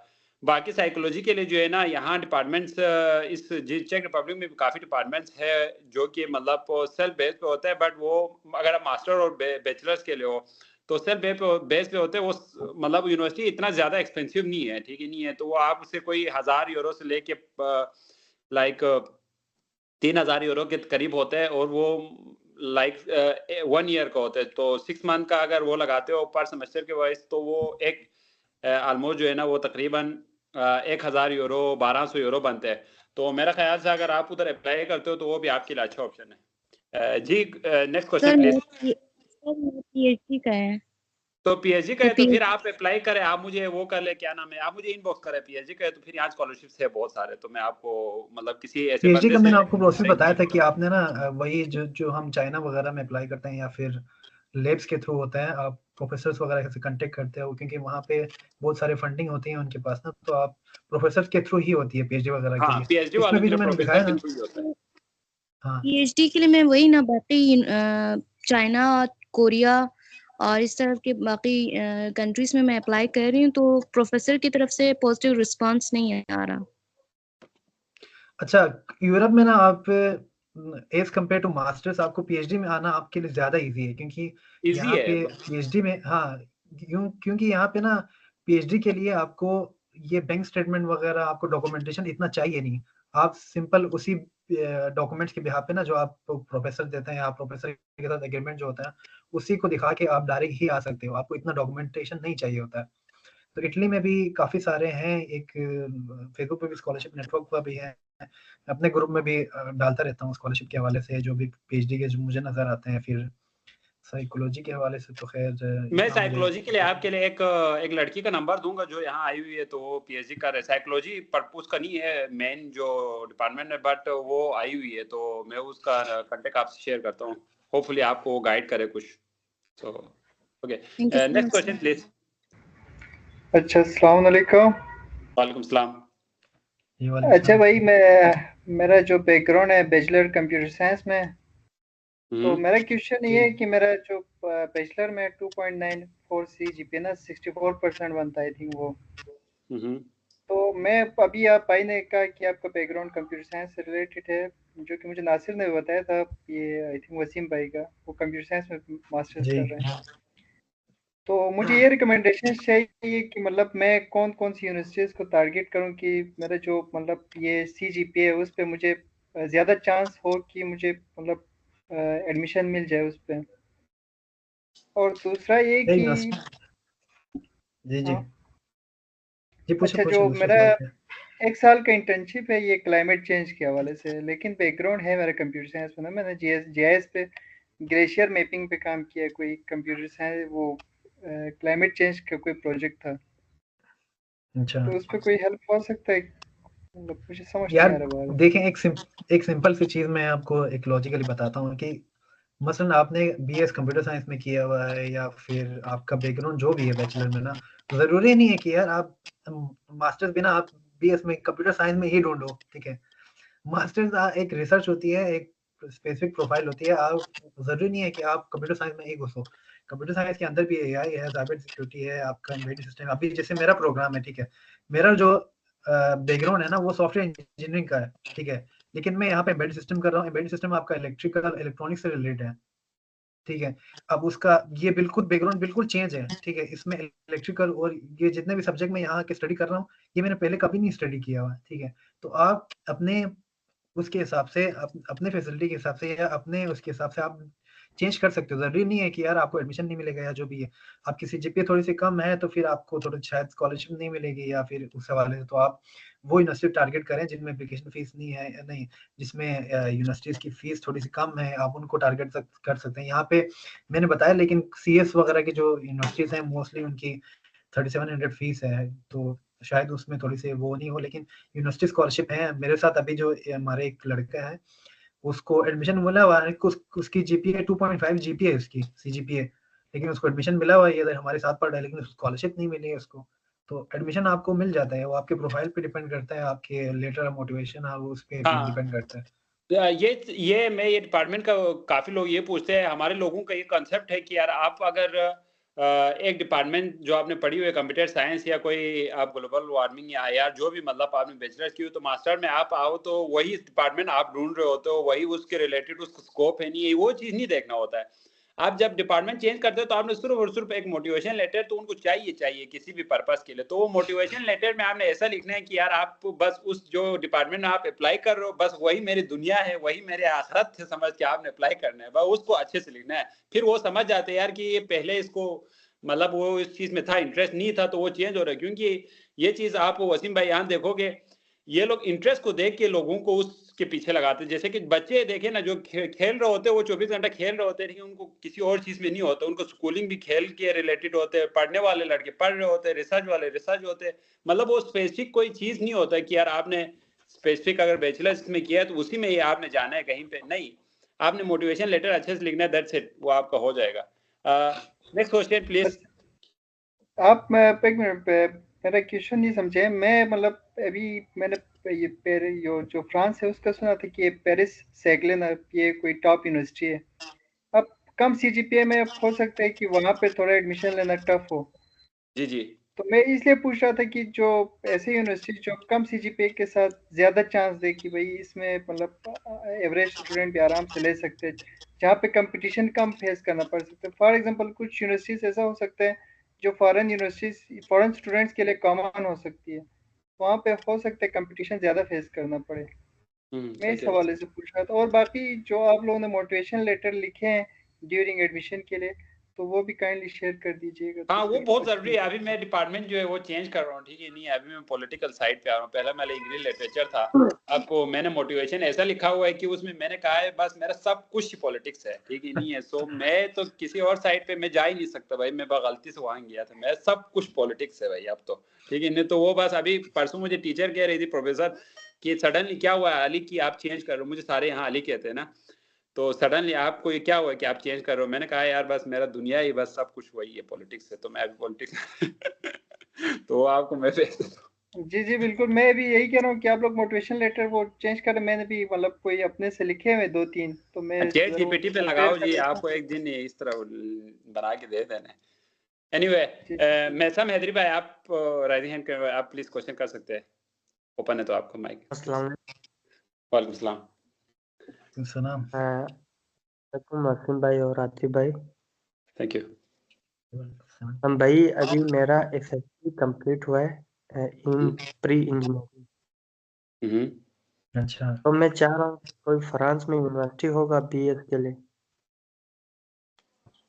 बीएस के लिए यार यहाँ पे असल में एक मसला ये है कि यहाँ फ्रांस में जितने भी प्रोग्राम्स है ना बीएस के लिए, ठीक है, वो मोस्टली फ्रेंच में है, ज्यादातर जितने भी हैं 80% जितने भी हैं ना सारे फ्रेंच में है।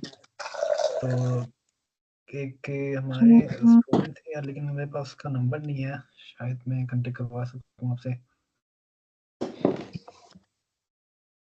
तो ये मसला है अगर आपको, उस लेकिन हाँ कॉन्टेक्ट होते तो फिर मेरे लिए कोई इजी होते है, क्योंकि मैं नातिब भाई का सारा जो मीटिंग वगैरह छोड़ा नहीं है, तो अभी मैं अपने डॉक्यूमेंट्स क्लियर कर रहा हूँ, इंशाल्लाह कल मौका अच्छा, जब ये दूसरा चीज जो है ना बैचलर्स वालों के लिए थोड़ा बहुत बैचलर्स वालों के थोड़ा बहुत जो है ना मतलब स्कॉलरशिप तो बहुत ही टफ है ना, ये इतना इजी नहीं है स्कॉलरशिप बैचलर्स वालों के लिए गेन करने के लिए, अगर हो तो भी।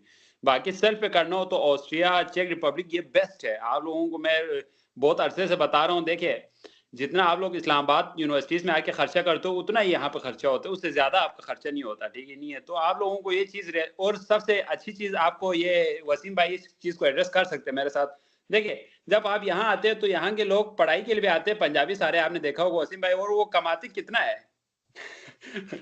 वो बिल्कुल वो कमाते हैं ना यूरो में। जब आप कमाते हो तो फिर यार आपको टेंशन खत्म हो जाती है कि आप 15 लाख लगा के आए हो, तो 2-3 महीने के अंदर जो है ना आपने फिर 20 लाख रुपए घर भी भेजो या 20 लाख आपने कमाया हो, तो फिर वो आपका वर्थ इट होता है, वो नुकसान नहीं होते। लोग घर बेच के गाड़ियां बेच के आ रहे होते हैं। मैं ये नहीं कहता आप घर गाड़ियां भेजे, बट सस्ता है ये कंट्री। सब फ्रांस हो गया, जर्मनी हो गया, ये थोड़ा बहुत अगर सेल पे जाते हैं तो एक्सपेंसिव है। जैसे कि वसीम भाई ने कहा कि 5,000 से ज्यादा यूरो है मतलब फीस जो है जो प्राइवेट यूनिवर्सिटीज की, तो वो बहुत ज्यादा है। इस कंट्रीज में कम है वसीम भाई, इस कंट्रीज में ना अभी देखे कितना है, 2,000 यूरो, 1,500 यूरो, कुछ भी नहीं है, ठीक है नहीं। आप कमाते अच्छा हो प्राइवेट तो के लिए अगर वहाँ पे प्राइवेट के लिए वहाँ पे अगर 1,500 यूरो 2,000 यूरो तो बहुत बहुत कम है ये तो। जी यही मेरा खुद तो 2,400 यूरो है, मेरा साल का 2,400 यूरो है, मेरा पर सेमेस्टर 1,200 यूरो है, जो कि मैं 5 दिन में कमाता हूँ। तो 5 दिन में मेरा अगर 1,200 यूरो निकल रहा है तो मैं तो, मुझे क्या है 5 दिन जॉब करना है, उसके बाद मेरा तो सुकून है भाई, मैं तो वही पैसा उनको दे दूंगा। मुझे कह रहा था कोई हमारा कोऑर्डिनेटर कि आप स्कॉलरशिप देते हैं आपको, मैंने कहा मुझे स्कॉलरशिप नहीं चाहिए, मैं जॉब करने, तो मैं जॉब करता हूँ अभी। अच्छा माजरत के साथ आतिफ भाई, आप ऑस्ट्रिया में पढ़ रहे हैं? नहीं मैं ऑस्ट्रिया घूमने गया हुआ था, बट मैं चेक रिपब्लिक में हूँ। अच्छा, आप चेक रिपब्लिक के बारे में भी अपना एक्सपीरियंस और शेयर कीजिए ना। वो मैंने ग्रुप में लगाया हुआ है, आप काइंडली जो है वो यूट्यूब चैनल पे आप जाके चेक करें, 4 से 5 वीडियोस मैंने सीरीज के तौर पे लगाया हुआ है, स्टेप बाय स्टेप आपको सारा चीज समझाया हुआ है, तो बहुत ज्यादा आपको फायदा होगा वो अगर आप देखते हो तो। चलो नेक्स्ट क्वेश्चन सखावत भाई। तो मेरा सवाल यही था भाई। अच्छा यार, आपके लिए मैं एक और गाइड दे देता हूँ ना मैसम भाई, आप ना उम्मीद ना हो, ठीक है। आप अगर आपने इंग्लिश टॉक प्रोग्राम्स में अप्लाई करना है तो जरूरी नहीं है कि आप यूरोप साइड पे भी अप्लाई करो, या आप इधर कोरिया साइड पे भी अप्लाई कर सकते हैं। कोरिया में भी आपको जीके स्कॉलरशिप है, जो कि आप जिसमें आप बीएस के लिए जा सकते हैं। आपका जापान में आपका मिक्स स्कॉलरशिप है जिसमें आप जा सकते हैं बीएस के लिए। आपका हंगरी में आपका हंगेरियन स्कॉलरशिप है जिसमें आप बीएस के लिए जा सकते हैं। तो बहुत सारी और भी स्कॉलरशिप है जिसमें आप बीएस के लिए जा सकते हैं। आपका ये तुर्की वाला है जो स्कॉलरशिप है, क्या नाम था यार, तुर्की बुल्सलारी वाला, उसमें आप बीएस के लिए जा सकते हैं। तो उसमें जाइए, उसमें हंगेरियन वाले में तो इजी होता है, वहाँ पे अगर आपका प्रोफाइल अच्छा होना तो आपको मिल जाता है। यहाँ पे असल मसला ये कि जितने भी प्रोग्राम्स है ना, यहाँ पे जितने प्रोग्राम्स असल में इंग्लिश में नहीं है बीएस के लिए, ज्यादातर फ्रांस में है, उसमें फ्रेंच में है। तो फिर फ्रेंच एक तो थोड़ी सी मुश्किल है सीखने भी, तो फिर अगर आप 1 साल लगाते हो फ्रेंच सीखने के, उसके बाद आप फ्रेंच में ही प्रोग्राम करने आ जाते हो तो फिर ये भी अच्छा है। या फिर आप सर्च कर सकते हो, अगर आपको पब्लिक यूनिवर्सिटीज में बीएस के लिए कोई प्रोग्राम वो मिल जाता है, मसलन कोई इंग्लिश टॉक प्रोग्राम मिल जाता है बीएस के लिए, तो आप अप्लाई कर सकते हैं। मैं ये नहीं कह रहा है कि प्रोग्राम नहीं है। सही। बाकी मैं अपना डॉक्यूमेंट्स क्लियर कर रहा हूँ आतिफ भाई की गाइडेंस की वजह से। देखो जिस दिन आपने सोचा है ना, जिस दिन आपने सोचा है कि मैंने ये करना है, उस दिन वो चीज हो चुका होता है, ठीक है नहीं। बस आपने बस उसको प्रोसेस करना है, बस वो चीज हो चुका होता है। सोचने पे ही चीजें होती है, सोचने से पहले तो नहीं होता है ना। वो मैंने आप लोगों को बहुत डिटेल में आप लोगों को मोटिवेशन दी हुई है कि यार कैसे होता है चीजें। सखावत भाई आप काइंडली क्वेश्चन करें तो। अच्छा आतिफ भाई, लास्ट टाइम भी मैंने यही क्वेश्चन किया था रिगार्डिंग द बैंक स्टेटमेंट। मेरा एडमिशन हुआ था प्राइवेट यूनिवर्सिटी, स्पेन के एक प्राइवेट यूनिवर्सिटी में। उसके बाद मैंने कुछ रिसर्च किए तो मुझे यकीन करो, आई वाज शॉक कि सारे कह रहे थे कि जो प्राइवेट यूनिवर्सिटी में एडमिशन है उनका वीज़ा रिजेक्ट हो रहा है, कोई 30% अप्रूवल है, 70% रिजेक्शन रेशो, सबने डरा है। लिटरली मैंने प्रोसेस को उधर ही छोड़ दिया है स्पेन के, मैं रिस्क लेना नहीं चाह रहा था। सो राइट नाउ मैं फिनलैंड का सोच रहा हूँ, लेकिन फिनलैंड इज क्वाइट एक्सपेंसिव। तो अगेन मुझे बैंक मास्टर्स के लिए स्टेटमेंट देखें मास्टर्स के लिए बैंक स्टेटमेंट या में बहुत या फिर वही बात बहुत करते हैं मास्टर्स के लिए। आप तो आप फ्रांस में आओ ना यार, क्या है, मैं आपको इतना बड़ा लेक्चर दिया, आपको फ्रांस में ट्राई करो। फ्रांस में वीजा रेशो, हाँ चलो मैं आपको सबको ये बता रहा हूँ कि ये वीजा रेशो के हवाले से और ये प्रोसेस के हवाले से कि यहाँ पे एक्सेप्टेंस का क्या सीन है। यहाँ पे एक तो ये देखो, मैं आपको 3-4 फायदे और बताता हूँ।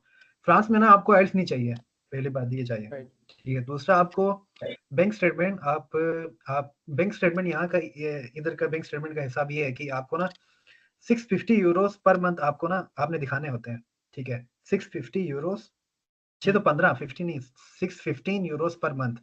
अब वो डिपेंड करता है, अगर आप 1 साल रुकोगे तो फिर 6 तो 15 यूरो मल्टीप्लाई 12 लगा लो। अगर आपने 24 महीने रुकने हैं या फिर मतलब 2 साल रुकने हैं तो फिर मल्टीप्लाई 24 लगा लो। ये आपका बैंक स्टेटमेंट है, ठीक है। अब वो बैंक स्टेटमेंट आपने किसका दिखाना है? बैंक स्टेटमेंट आप किसी का भी दिखा सकते हैं फ्रांस में, किसी का भी, ठीक है। अब उसमें एक शर्त है कि मसलन आपके ब्लड रिलेटिव्स का, या आपका भाई का, आपके वालिद साहब का, या आपके बहन भाई का, या आपके चाचा वगैरह का, अंकल वगैरह का, ठीक है, किसी का भी दिखा सकते हो। ब्लड रिलेटिव दिखाओगे तो फिर आपको फायदा इस तरह है कि आप ना एफआरसी के थ्रू, एफआरसी का पता है ना आपको, फैमिली रजिस्ट्रेशन सर्टिफिकेट जो नादरा से निकलता है, उसके थ्रू आपको प्रूव कराना पड़ेगा कि यार ये मेरे वालिद साहब है, ये मेरे भाई है, या जो जो भी है। अगर आपका अंकल स्पॉन्सर कर रहा है, ठीक है, चाचा स्पॉन्सर कर रहा है, या फिर आपका कजन स्पॉन्सर कर रहा है, कोई भी कर रहा हो, ठीक है, बस आपने एक चीज आपने याद रखना है कि आपने ना उसको रिलेशन प्रूव करवाना है कि यार ये मेरा कजन है। आप अपना बैंक स्टेटमेंट या अपना एफआरसी लगाओ, उनका एफआरसी लगाओ, तो आप जितना आपका ब्लड रिलेटिव होगा वो आपका केस इतना स्ट्रॉन्ग होगा, ठीक है। दूसरा, बैंक स्टेटमेंट का भी बता दिया, आपका एफआरसी का भी बता दिया। अब बेसिक डॉक्यूमेंट, फ्रांस में ना जो डॉक्यूमेंटेशन बहुत ईजी है, ठीक है, कोई मेल जोल कुछ भी नहीं है, ठीक है। आपको पुलिस सर्टिफिकेट वगैरह सारा कुछ भी नहीं चाहिए होता, ठीक है। आपको क्या कहते हैं, हेल्थ सर्टिफिकेट, फलान फिस्तान वगैरह कुछ भी नहीं चाहिए होता। बेसिक डॉक्यूमेंटेशन है, ठीक है। उसकी एक लिस्ट है, आपको कोई 5-6 डॉक्यूमेंट्स जो आपको मेन जो पॉइंट्स है वो है ना, एडमिशन लेटर हो गया, आपका वीजा फॉर्म हो गया, आपका 1-2 तस्वीरें हो गई, आपका बैंक स्टेटमेंट हो गया। ये मेन डॉक्यूमेंट जो होती है ना, वो उसमें आपका उसकी वजह से होता है। वीजा रेशो बहुत अच्छा है, 90% से ऊपर आपका वीजा रेशो है। अपॉइंटमेंट आपको बहुत जल्दी मिलती है, ठीक है। मैं आपको अभी इसको भी बता रहा था अपना अपॉइंटमेंट वाला, ठीक है। मुझे आके 3 महीने हुए, ठीक है। मैंने अपना प्रोसेस कब शुरू किया था पता है? मैंने मई में अपना प्रोसेस शुरू किया था, ठीक है। तकरीबन 7 मई को मैंने अप्लाई किया था, ठीक है। 1 महीने के बाद मुझे एडमिशन लेटर मिल गया था 7 जून को, ठीक है। और तकरीबन 1 महीना फिर मैं घर वालों को थोड़ा सा कन्विंस करता रहा, क्योंकि मैंने फीस जमा करवानी थी उसके हवाले से। तो तकरीबन मैं 21 या 22 जुलाई को मैं इस्लामाबाद आया, तो मैंने वहाँ पे एम्बेसी से अपॉइंटमेंट लिया। तो मुझे अपॉइंटमेंट मिली थी 10 सितंबर की, ठीक है, क्योंकि मैं थोड़ा सा लेट हुआ था, मेरी क्लासेस 2 सितंबर से थी, तो फिर मैं थोड़ा सा लेट हो गया था। तो 10 सितंबर की मुझे अपॉइंटमेंट मिली थी, तो उसको मैं थोड़ा सा आगे भी लेके आने की कोशिश किया था, लेकिन वो मिला नहीं। 10 सितंबर को मेरा अपॉइंटमेंट था एम्बेसी में, और मैं डॉक्यूमेंट लेके गया। 10 सितंबर में मेरा डॉक्यूमेंट जमा हुआ है, उसी दिन मेरा इंटरव्यू हुआ है। इंटरव्यू बहुत इजी होता है, 3-4 क्वेश्चन वो लोग पूछते हैं आपके प्रोग्राम के हवाले से, आप क्यों जाना चाहते हैं, आपका स्पॉन्सर कौन है, या आप वहाँ जाके आप क्या करोगे, आप ना 4-5 क्वेश्चन वो लोग पूछते हैं। बेसिकली वो आपका कॉन्फिडेंस देखते हैं कि यार वो बंदा जाके उधर सर्वाइव कर सकेगा कि नहीं, यही देखते हैं। वो आपका डॉक्यूमेंटेशन अगर पूरा हो ना, तो आपको वो भी इतना खीस खास नहीं करते हैं, ठीक है।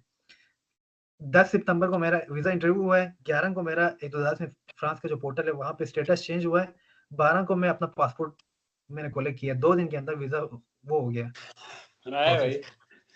आप तो बहुत लकी है। नहीं असल में ये इसमें एक नहीं, चीज मेरा नहीं है, मेरा नहीं है, ये फ्रांस में ऐसा ही है, आपको 1 हफ्ते के अंदर आपको क्लियर हो जाती है। एक्चुअली ये होता ना, हम रिसर्च इतने ज्यादा कर रहे हैं ना कि कोई बंदा कुछ कहता है, कोई कुछ कहता है, बहुत पजल होते हैं कि यार क्या है, क्या होगा, डर होता है अंदर से। मैं असल में लोगों को इसलिए रिकमेंड कर रहा हूँ क्योंकि यहाँ पे ना फ्रांस में अभी आवाम बहुत कम है पाकिस्तानी, ठीक है। तो आपको जब एक जगह पे ना आवाम बहुत कम होती है, एप्लीकेंट्स कम होते हैं ना, तो वहाँ पे वीज़ा रेशो अच्छा होता है। अभी इटली में आवाम ज़्यादा क्यों है? वहाँ पे एम्बेसी में अपॉइंटमेंट क्यों नहीं मिलती?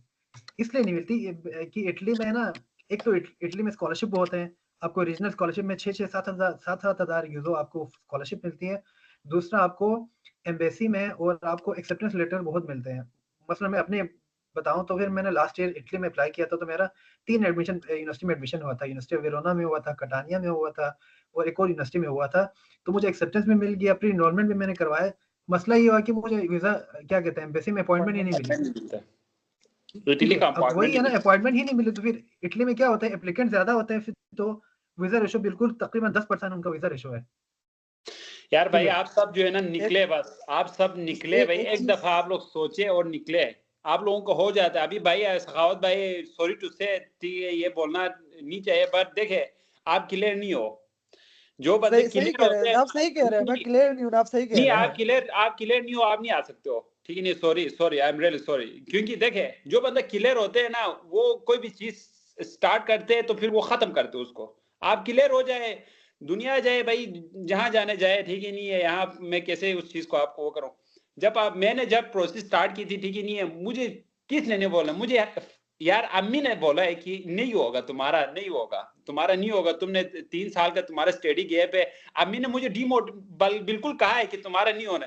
फिर मैंने अम्मी को कब बताया पता है, जब मैं वीजा का जो मतलब ईमेल मुझे आया, मेरा गारंटीड हुआ था वीजा जो है ना उनके पोर्टल के ऊपर, तो फिर मैंने अम्मी को बताया अब मैं यूरोप जा रहा हूँ अम्मी, तो आखिरी दफा गले मिले, फिर कब मिलेंगे क्या पता, कि फिर मैं सलाम करके मैं आया हूँ। अम्मी को यकीन नहीं आया उस टाइम पे भी कि यार मेरा वीजा लग गया है यूरोप का, ठीक है नहीं है। तो ये चीज होती है, लोग आते हैं रास्ते में आपको डिमोटिवेट करने के लिए, बट आपको हमेशा पैशनेट, ये सेशन वगैरह आपको, ये वसीम भाई हाथ को पकड़ के तो यहाँ नहीं ला सकता, ना मैं ला सकता हूँ किसी को, ठीक है नहीं, आप लोगों ने खुद करना है। ये वसीम भाई का शुक्रिया, ठीक है नहीं, जो इतना टाइम स्पेशल टाइम निकाल के आए हुए, ठीक है नहीं है। अगर हम सारे कुछ ये कर रहे हैं, 2-4 लफ्ज भी बोल रहे हैं ना, वो 2-4 लफ्ज आप लोगों के लिए जो ना बहुत कीमती है। जो यहाँ पहुंचे हुए लोग हैं, हम कोई ऐसे लोग तो नहीं है जो यादगार चौक पे बैठ के अल्लाहू लगा रहे हो या यादगार चौक पे लेके तकरीर कर रहे हो, ऐसा तो नहीं है ना। हमने प्रोसेस ये सारा कुछ करके यहाँ पहुंचे हुए, तो इट मीन्स ये है कि अगर हम कुछ अपने लाइफ में करके यहाँ तक आए हुए तो आप भी कर सकते हो। ये चीज एक मोटिवेशन है जो कि हर किसी को देने की कोशिश में। अच्छा किसी और भाई की क्वेश्चन है तो कर ले फिर कर ले। बैंक स्टेटमेंट के हवाले से एक थोड़ी सी मुझे क्लियरिटी चाहिए। और वसीम भाई मुझे ये बताइएगा कि लाइक हमें 2 मिलियन का 20 लाख का बैंक स्टेटमेंट शो करना है, तो उसको लाइक वीजा से पहले 20 लाख एक तरह डिपॉजिट करना या इन आउट उसको एक तरह से प्रॉपर मेंटेन करना, अगर मेंटेन करना है तो किस तरह करना, और आपने किस तरह किया था मेंटेन, ये जरा बताइएगा।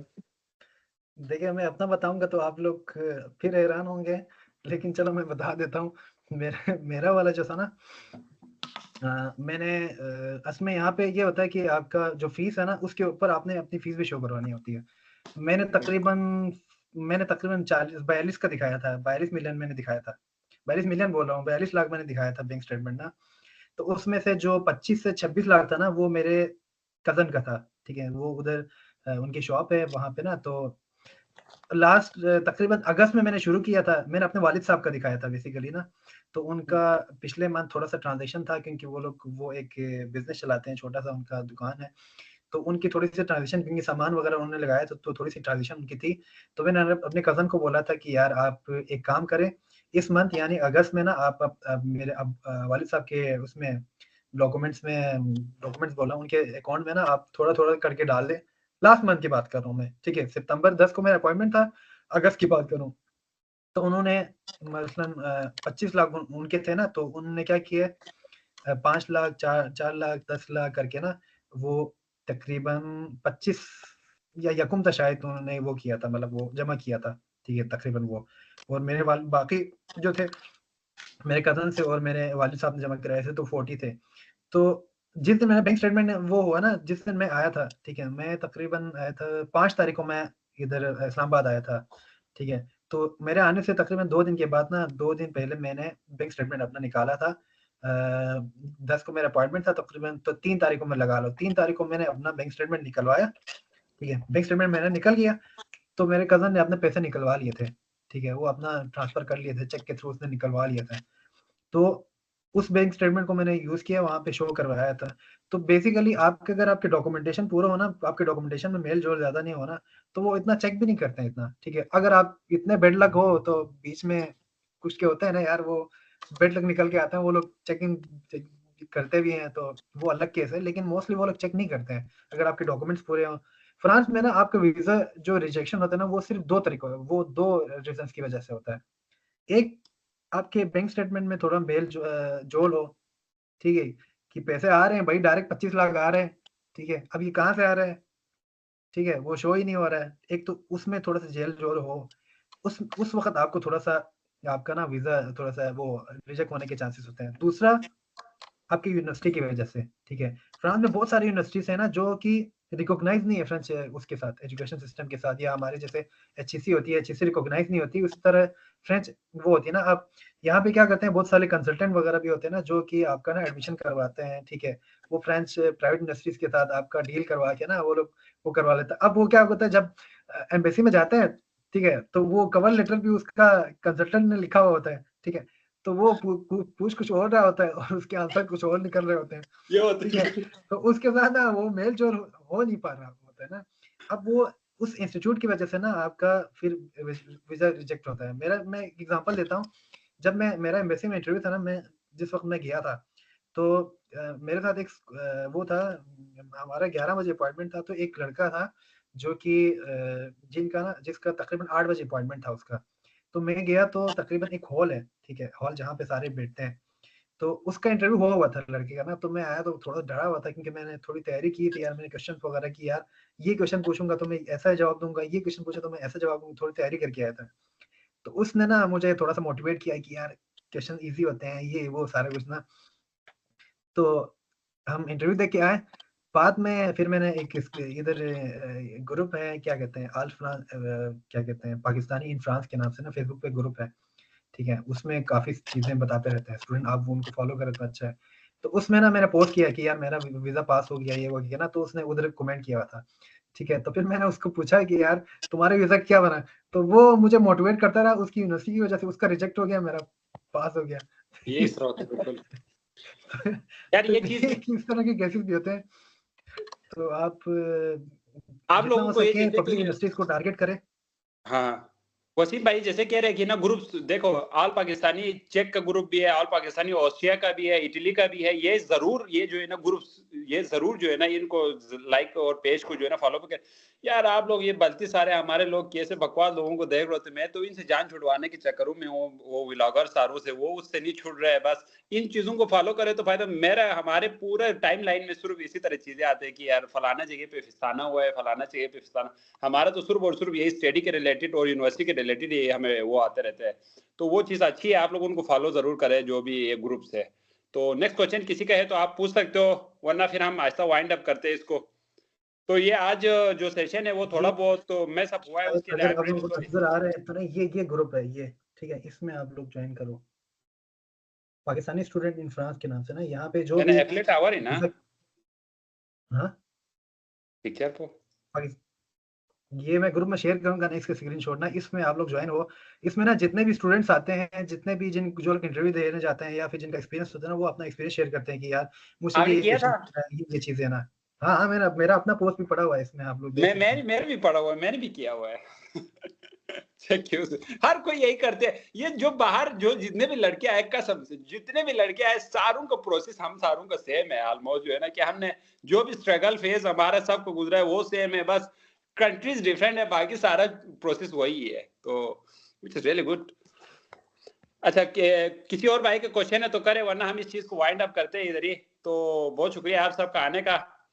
प्रोसेस स्टार्ट दिस वल्ला दूसरे फ्रांस, जैसे कि वसीम भाई ने बताया कि इतना इजी है, तो अगर आप फ्रांस में अगर कोई 10-15 लड़के नहीं पहुंचते फिर क्या फायदा में दिया, मतलब बहुत तो वो है, मतलब जाया है ये चीजें। ये आप लोगों को आखिरी मौका है, क्योंकि ये हर वक्त इस तरह सेशन नहीं हुआ करेंगे, ठीक है ना। हर वक्त आपको इस तरह मोटिवेशन नहीं मिलेगा लाइव किसी बंदे से, इनमें जैसे कि इन पर्सन मुझे अभी वसीम भाई से बहुत ज्यादा मोटिवेशन मिला है, काफी चीजें सीखने को मिला है। तो ये चीजें बार बार नहीं होता। अख्तर राजू भाई, आप अगर क्वेश्चन करना चाह रहे तो करें प्लीज। जी अख्तर भाई, हेलो अख्तर भाई, आप अपना माइक खोले प्लीज।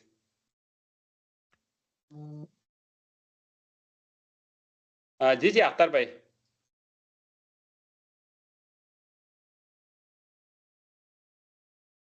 सईद अली रजा भाई आप करें क्वेश्चन प्लीज फिर। माइक ऑन है आपने कौन है? सईद अली रजा भाई आप अपना माइक ओपन करें प्लीज। हेलो यार ना तो माइक ओपन है आसफिन। हेलो सईद रजा भाई आप कर सकते हो क्वेश्चन प्लीज। जी जी आपका अभी माइक ओपन हुआ है। सईद अली रजा भाई। हेलो راسل بس كاردو ده نرسه شويه بتوشي غادي فرونيه. ثاني दो तकरीबन हेलो 200 तमाम यार। हुआ यार चलो फिर हम इस चीज को वाइड अप बढ़े ना हो लेट वन जहीर अच्छा sorry Pablo motivation letter send करना था यहाँ पे, अगर वो नहीं कर वो लेते मैं तो वो ग्रुप में वो चीजें वो करते हैं हम उधर ग्रुप जो है ना आप मैं अपने ग्रुप में कर दूंगा तो आप उधर से आगे पीछे वो कर लेना अपने ग्रुप में जो है ना शेयर कर देना। ग्रुप लिंक काइंडली फिर शेयर कर दे फिर। जी जी वो ग्रुप में आ जाएगा इंशाल्लाह। इसमें ना ग्रुप का लिंक शेयर किया कर दे। उसमें जो भी चीजें व्हाट्सएप आप ग्रुप पूछ में सकते आप हैं। होंगे ना? मैं सॉरी मुझे ग्रुप का नहीं पता, मैं पहली दफा ये। अच्छा चल ठीक है, ग्रुप का लिंक मुझे मिल गया है यहाँ से। ठीक है ठीक है ठीक है ठीक है। अच्छा वसीम भाई आखिरी अगर कुछ आप बोलना चाहते हो तो आप जल्दी वाइंड अप करें 1 मिनट के अंदर फिर हम इस चीज को क्लोज करते हैं। Thank you so much. अच्छा बाकी एंड में मैं आतिफ भाई का बड़ा शुक्रगुजार हूँ कि उन्होंने यहाँ सेशन रखा हमारे जीबी के लोगों के लिए, क्योंकि ये ज़रूरी है यहाँ पे बहुत सारे हमारे कम्युनिटी के लोग हों यहाँ पे जो कि क्योंकि हमारे लोगों को शऊर की और उनको उसकी ज़रूरत है। जब तक हम बॉन्ड होके रहेंगे वहाँ पे एक कम्युनिटी के साथ या फिर एक कौम की तरह बॉन्ड होके रहेंगे या मसलन स्कर्दो रीजन तक हम महदूद होके रहेंगे तो फिर उसमें कोई फ़ायदा नहीं है। जब तक आप अपने आप को एक्सप्लोर नहीं करेंगे, ठीक है, तो आपका ज़हन उस लिहाज से बढ़ेगा नहीं, ठीक है। मसलन आप स्कर्दो में हैं तो फिर आपका जो ज़हन होगा ना, वो स्कर्दो के उसके हिसाब से आपका बॉन्ड होगा।